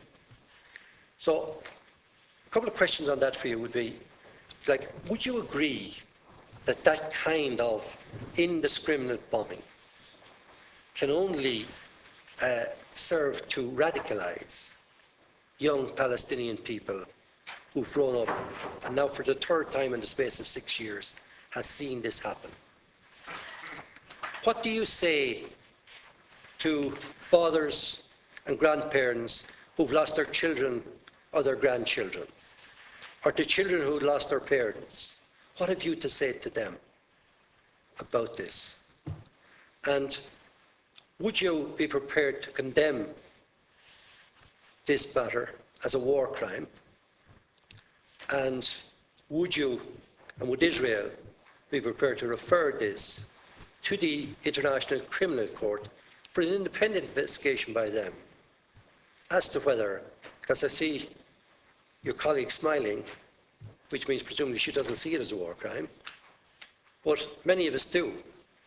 But why not give it to international reputable court to arbitrate on whether your dismissal of the suggestion or whether my contention is correct?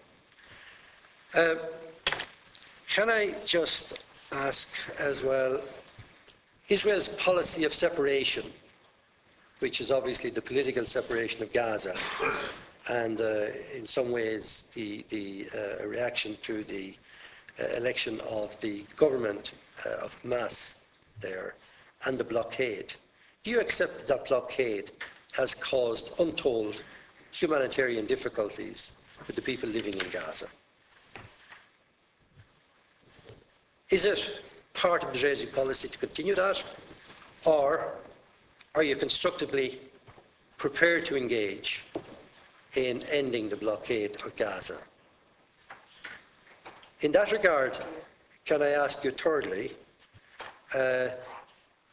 Israel signed an agreement on movement and access in November 2005, with which I'm sure you're familiar. It would have allowed inter alia that the continuation to operate the crossings into Gaza. There was commitments to build a seaport in Gaza for access, the reopening of the airport in Gaza, all of which would have helped at least humanitarian aid and food and that to be part of what happened there. I noticed that you mentioned in one of your comments that we are ready for compromise. Can you indicate anything that would illustrate to any of us that Israel is in any way intending to compromise, and that your intention, as it appears to be, from the last 40, 50 years, is one of maintaining the status quo and not giving an inch, a phrase we'd be very familiar with in this country. You mentioned about Area C, which, and you made play, I think, of the fact that it was under the control of the Israelis. Would you like to comment on why Israel hasn't implemented the Oslo Accord and why you've reneged in relation to it?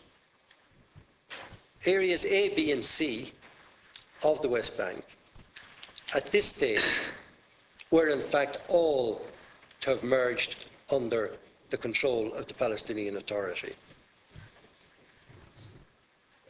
Finally, and I know you'll contest maybe some of the questions I've put to you, but why does Israel still continue to construct settlements in the occupied territory? And do you accept that under international law, the construction of those settlements is illegal? And my final question to you is... I thought you had a final question. My final question is,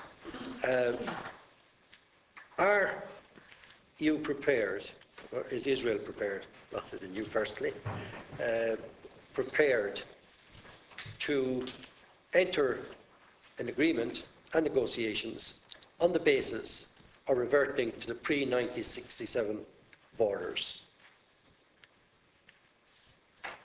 And obviously, okay, I think everybody would subscribe to the interest in the future of Israel being secured within that. But okay, I detect nothing from anything you've said that would give me any confidence or change me from a deep conviction that Israel simply is not interested in moving to get an agreement with the Palestinians until at some stage in the future okay, you will be forced to do so. Thanks, Senator Walsh. Okay, Deputy Boyd-Barrett. Ambassador, I will say frankly, I'm one of the people who thinks you should be expelled from this country, and I believe that that's nothing to do with you personally. It's to do with the policies of your state. And I think, along with Desmond Tutu, that the time for treating you as a normal state is over, because you're not behaving as a normal state.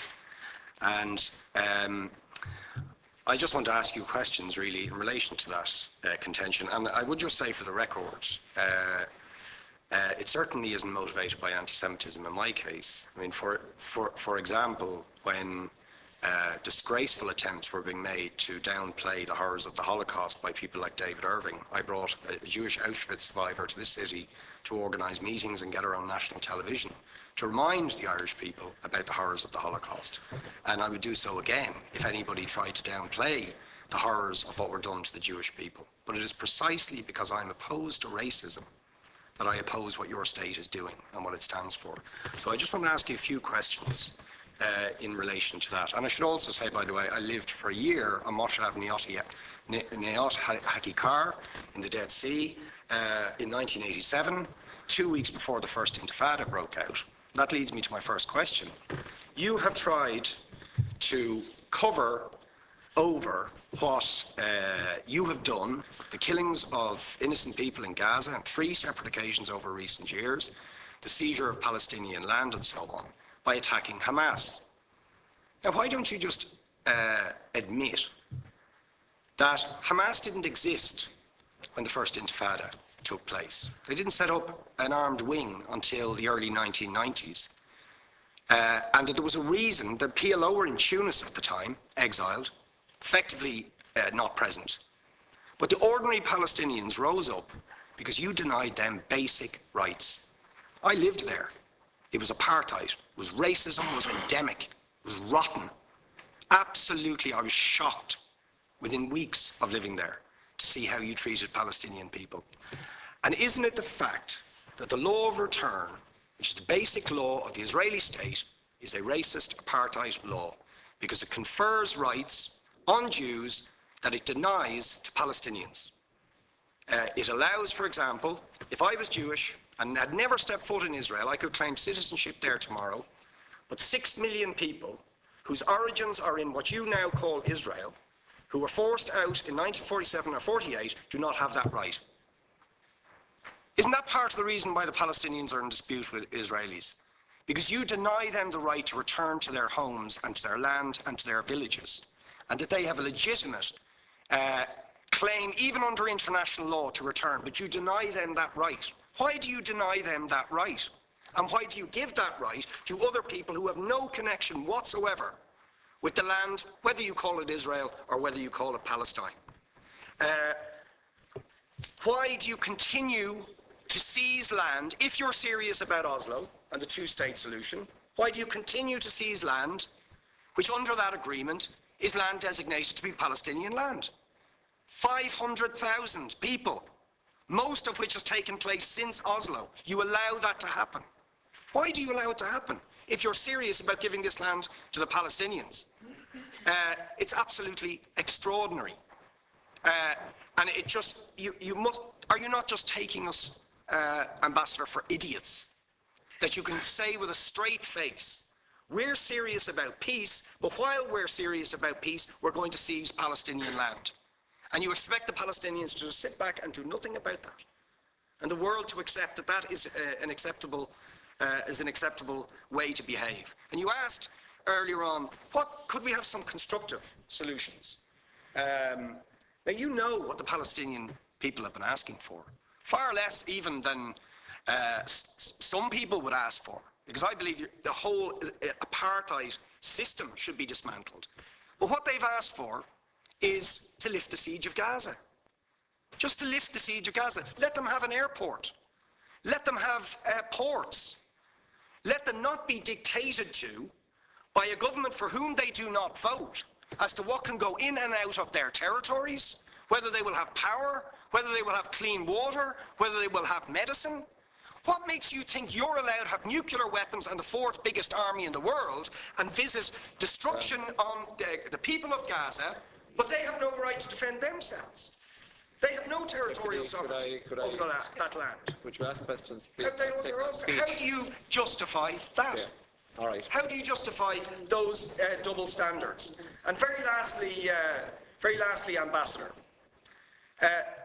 people like Bishop Tutu, Nelson Mandela, and I would certainly describe your state as a apartheid state. with different laws for people depending on their race or religion. Now, isn't that just the case that, for example, at checkpoints going into the West Bank, there's a channel if you're Israeli or European, and there's a channel if you're Arab. Just because you're Arab. If you came into Dáil Éireann and they stopped you and said, "Are you Jewish?" "Oh no, sir, you can't come in through the same entrance as Irish people or European people because you're Jewish," you would call that racism and apartheid. But yet, you practice that with your checkpoints and your military barriers and your apartheid wall. How can you justify that? All right, thank you. The last contributor is Senator Burke. Thank you, Chairperson. Thank you, Ambassador, for giving us the time here today to deal with these issues. And it is a very complex area. I have visited Gaza. I was there in 2009, 4 weeks after the hostilities in 2009. There was a huge amount of damage done at that time, a lot of people killed. And I thought after that event that there would be some progress made as regards trying to come to a long-term solution. And that doesn't appear to have occurred. And I just want to go back on this issue of proportionality and reasonable force. And one of the things that occurred in 2009, and I'm going back to 2009 now, and nothing, and the hostilities this time I think were far worse. But in 2009, Israeli forces used white phosphorus and used cluster munitions. Cluster munitions are the same as what was used in Northern Ireland, which are nail bombs, no difference, and they were used in 2009. I don't think that's reasonable force, and in particular, when we're now approaching, in fact, we probably have exceeded the number of children killed now has actually, over the last 5 years, exceeded over 1,000. So when you take into account those figures, when you take in 2008, 2009, right through to now, we're talking about over 1,000 children killed or very, very seriously injured. And I'm just wondering how you can say that proportionality was exercised here in dealing with this issue. And going back to the visit of 2009, one of the places I visited was a cement factory which the Israeli forces detonated in the hope that if we could stop the manufacture of cement, we could then stop the building of tunnels. It didn't stop it.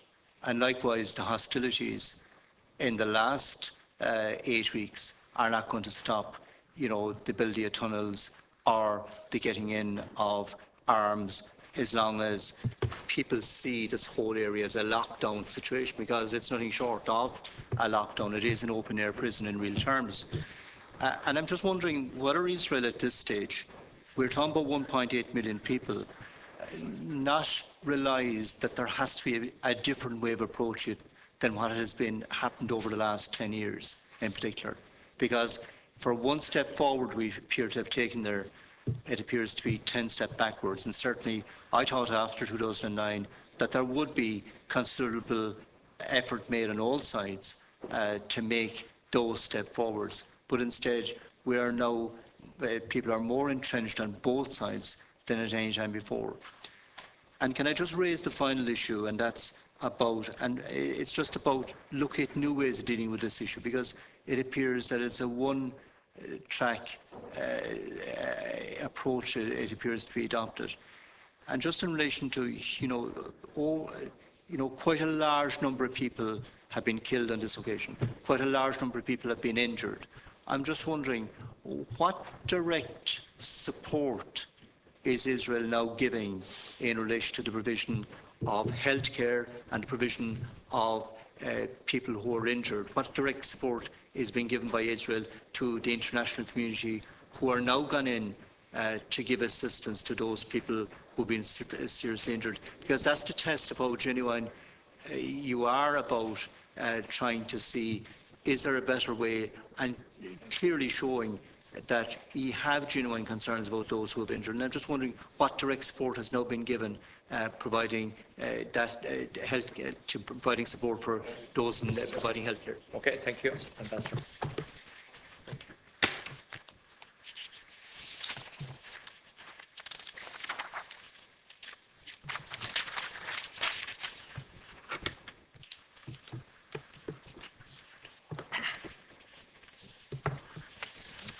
Senator Walsh, you were saying that you were asking me if I'm not concerned with the fact that more young people in Gaza might become even more extreme, more hostile towards Israel, if I understood right the question.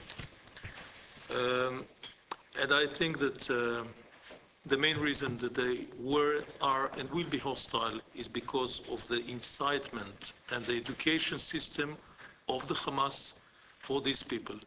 You see the Hamas, what they call the summer camps, in which children as young as 5 years old are being taught how to use a rifle and throw a hand grenade. You could see that in one of the newspapers 2 days ago during the celebration in Gaza. You could see young people, very, very young people, one of them holding a rifle, the other one a pistol. This way they celebrate. So they don't need us, they don't need any operation to make them more hostile and more radical than they really are. What I say to the people who lost their children, that I'm sorry. I'm sorry, it's not that I take responsibility. I'm sorry that they were killed by Israeli forces, but I would remind them that they were murdered by the Hamas. Eventually it was Israeli fire, but they were murdered by the Hamas because these children, these young people were used as human shields. And if you ask me about a war crime, this is a war crime. There is no war crime that is worse than that. Using people, using civilians as human shields is probably the worst that exists.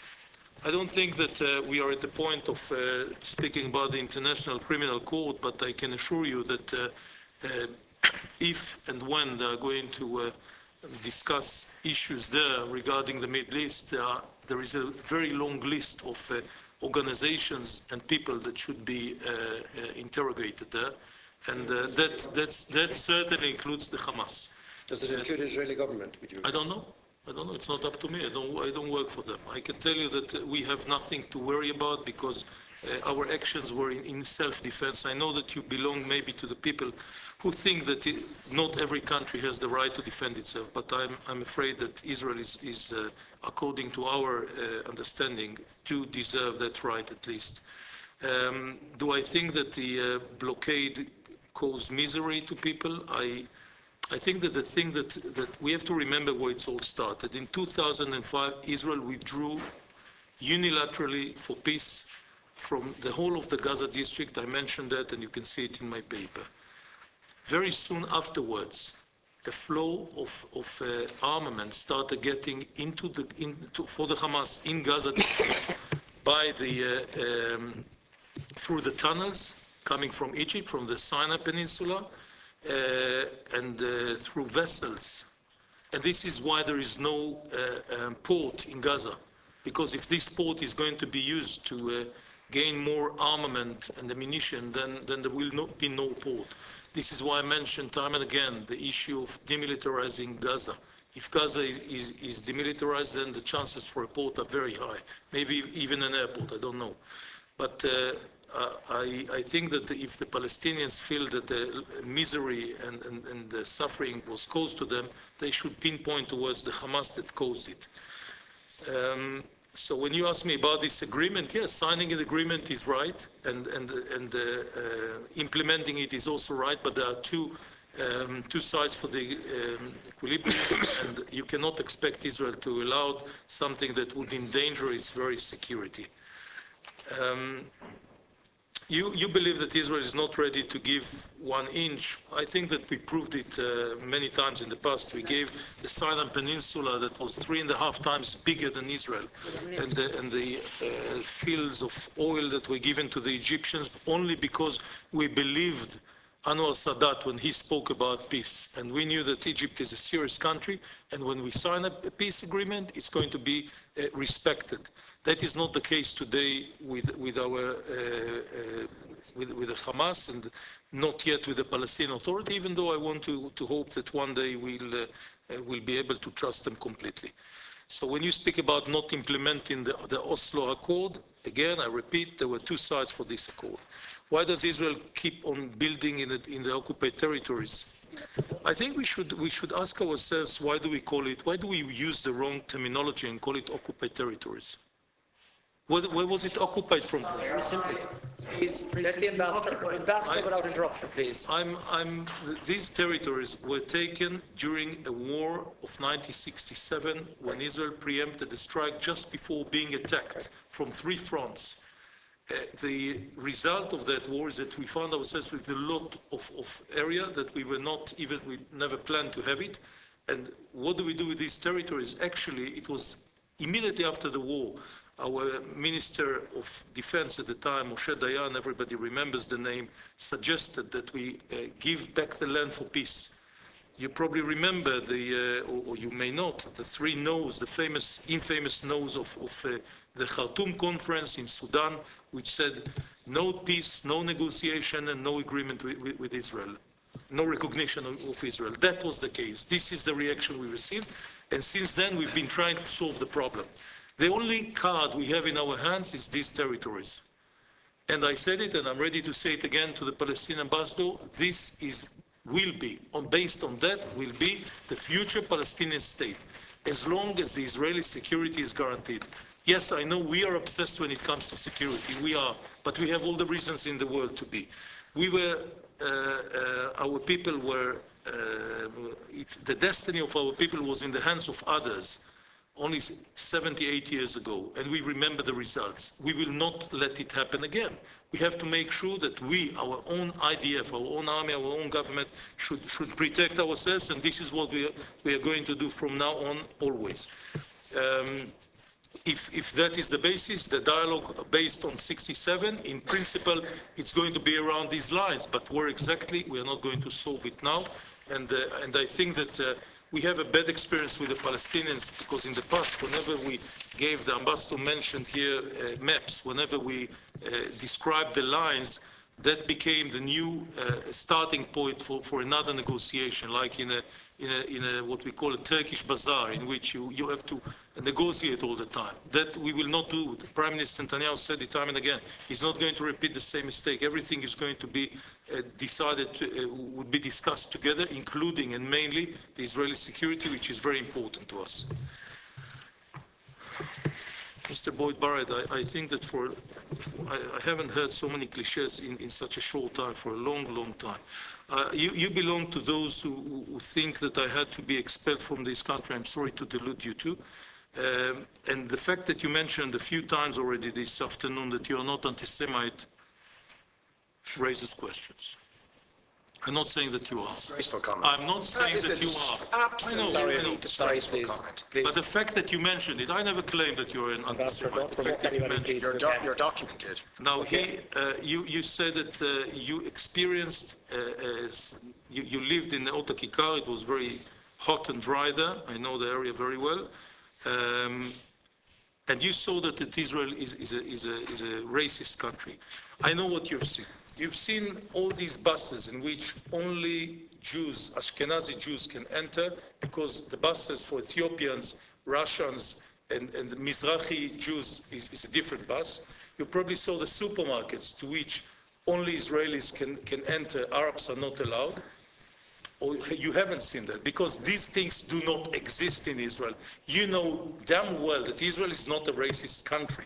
Israel is a country in which everyone has the same rights. Every person doesn't matter to which religion or which orientation he has the right to vote and be elected. We have in Israel politicians that represent the minority, the Arab minority. We have judges at different levels of the juridical system. We have army officers. There are a lot. We have diplomats who are either Druze or Bedouins or other kinds of Arabs. And we are very proud of that, because Israel is a democracy that respects the rights of everyone. I know you can say that you don't believe me, but I saw it for myself. If you've been exactly, so you've seen different. Okay, please. I don't want this getting personal. Okay. Now, there are people, and I think you hinted towards that Israel was trying to mass murder the civilians of Gaza. In 2000, Gaza population was 1.2 million people. Today there are over 1.7 million people. That means that we are doing a very bad job trying to commit genocide to these people. I think that Israel proved the opposite. Israel proved that it tries to avoid the loss of life of innocent people. The fact that this huge army of Israel did not cause more than, and I'm saying again, it's a terrible figure. Hundreds of people died, but again, it could have been much, much worse than that if Israel wouldn't have been very careful when it was retaliating towards the Hamas. You speak about the right of return, which is another interesting phenomenon. What you're speaking about is a destruction of the state of Israel. That's exactly what you're talking about. Because giving the right of return to every Palestinian after... Wait a minute, I'm speaking. Please, Deputy Ambassador, could you stick to the point as quick as much as you can? Yeah, I'm trying. It struck my mind very often. In 1948, 700,000 Palestinians, no, they were not Palestinians, sorry, they were called Arabs, because everybody that lived in Israel was a Palestinian, including Jews, until 1948. You may not know that, but that was the situation. So an amount of more than 700,000 Arabs left their homes, many of them because they were promised by Arab leaders and by the leadership of the Arab population there that if they escape, if they leave, they will come back after the Jews would be thrown to the sea. We all remember that. By the way, more or less at the same time, 850,000 Jews were expelled, were forced to leave Arab countries. Iraq, Iran, Egypt, Yemen, Libya, and many, many more. So if you're speaking about refugees, there were more refugees coming, Jewish refugees, but the difference is huge. The Jewish refugees immediately became citizens of the State of Israel. They were well absorbed into the society, and now their children and grandchildren live as Israeli citizens. The Palestinians were never rehabilitated because it was the purpose of the Arab world to use them as a political tool. And this is why we do think that the organization UNRWA, that is in charge of Palestinian refugees, creates here a big problem, because from the 50s of the previous century, there were 50 million refugees around the world. All other refugees don't exist anymore. They were absorbed into different societies all around the world. Those that are still refugees, and not only those that left, I'm speaking about their children, grandchildren, and the children of the grandchildren, they all considered by you as refugees that have the right to go back to their homes. If that is the case, then my deputy has the right to go to her home in Poland, because this is where a family was expelled for. And there were millions of Israelis that would have, maybe would have the right. So this is not how it works. During the previous century, millions of people, tens of millions of people moved from one area to another as a result of different wars. So if you are speaking about the right of return, and by the way, this is a special innovation, right of return to a different country, if they would ask for a right of return to the future Palestinian state, it makes sense. But the right of return to a different country makes no sense to me.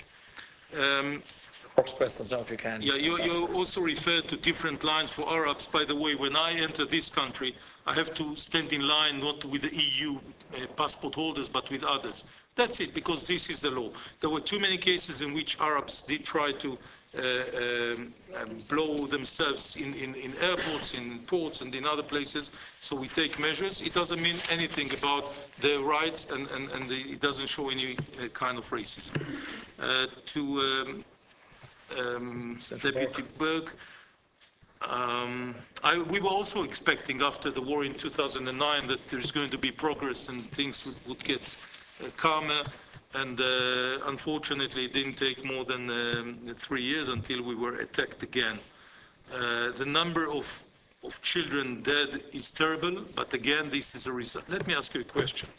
Let's imagine, I don't know if you have children or grandchildren, but let me presume that you do.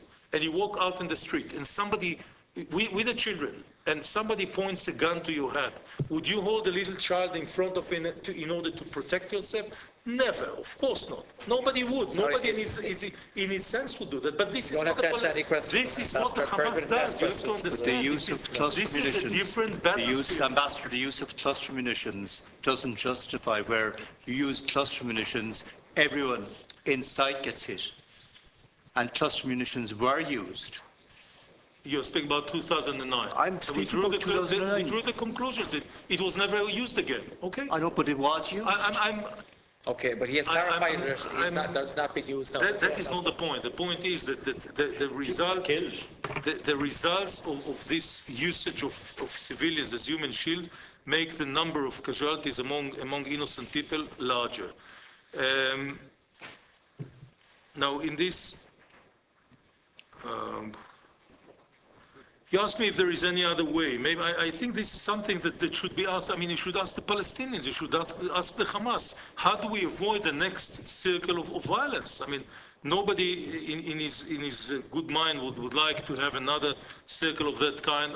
As I mentioned before, there were people who suffered on both sides of the border. When it comes to war, those who suffer are the civilians, or in any case, this is something that we should avoid. I know that and as I showed you the example, as soon as the Hamas stopped shooting, there was no more fire, and this can happen in the future. The question is, if the Hamas is ready to disarm itself, and if the Palestinian Authority would be partner for that. Now you asked about the assistance Israel gives to the Palestinians. Maybe this is the opportunity to mention some things that was impossible to get to the media. The mother-in-law of Ismail Haniyeh, the commander of the Hamas in the Gaza district, was treated in an Israeli hospital. Now, I don't know, Ambassador, if you know that the wife of Mr. Abu Mazen, Mahmoud Abbas, was also treated in an Israeli hospital because of good faith, because this is how we believe that this is our job in the world. We try to save people, and Israel built, especially during the operation, a few days after the operation started, we built a hospital near the Erez crossing. We didn't get many patients because people were threatened by the Hamas not to go and not to get treatment there. But there were doctors with all the infrastructure that the hospital needs waiting for the people to come. So we are ready to help, and we do. And I mentioned the thousands of people that crossed the border between Gaza and Israel, that were doing that, many of them, in order to get treatment in Israel. So we do take our share. I know that it's not enough, and the international community will also have to help. Okay, thank you very much indeed, Ambassador. Sorry, no, I'm bringing the meeting to an end now. Could I just make one very short comment? Very short. Yeah, I want to be fair to everybody. Okay, I want to make 2 points. One short comment, please, if you can. Yeah, if you'll allow me. I just want to say that I wasn't happy with much of the answers you gave me. But you did offer me, I think, in a letter recently, exchange of correspondence, that we would meet privately. So I'm happy to postpone and take them up. The second point I'd like to make is, I do welcome the fact that you're here, and you're aware of some of our strong views in relation to the issue, which aren't anti-Israel. You know, they may well be pro-Palestinian, but that doesn't follow that they're anti-Israel. And I welcome the fact that you were here to engage in this dialogue with us, and I think we should continue it. Okay, that's fine, Senator. You're making a personal comment there. That's important. Okay. All right. Listen, can I thank everybody for being here.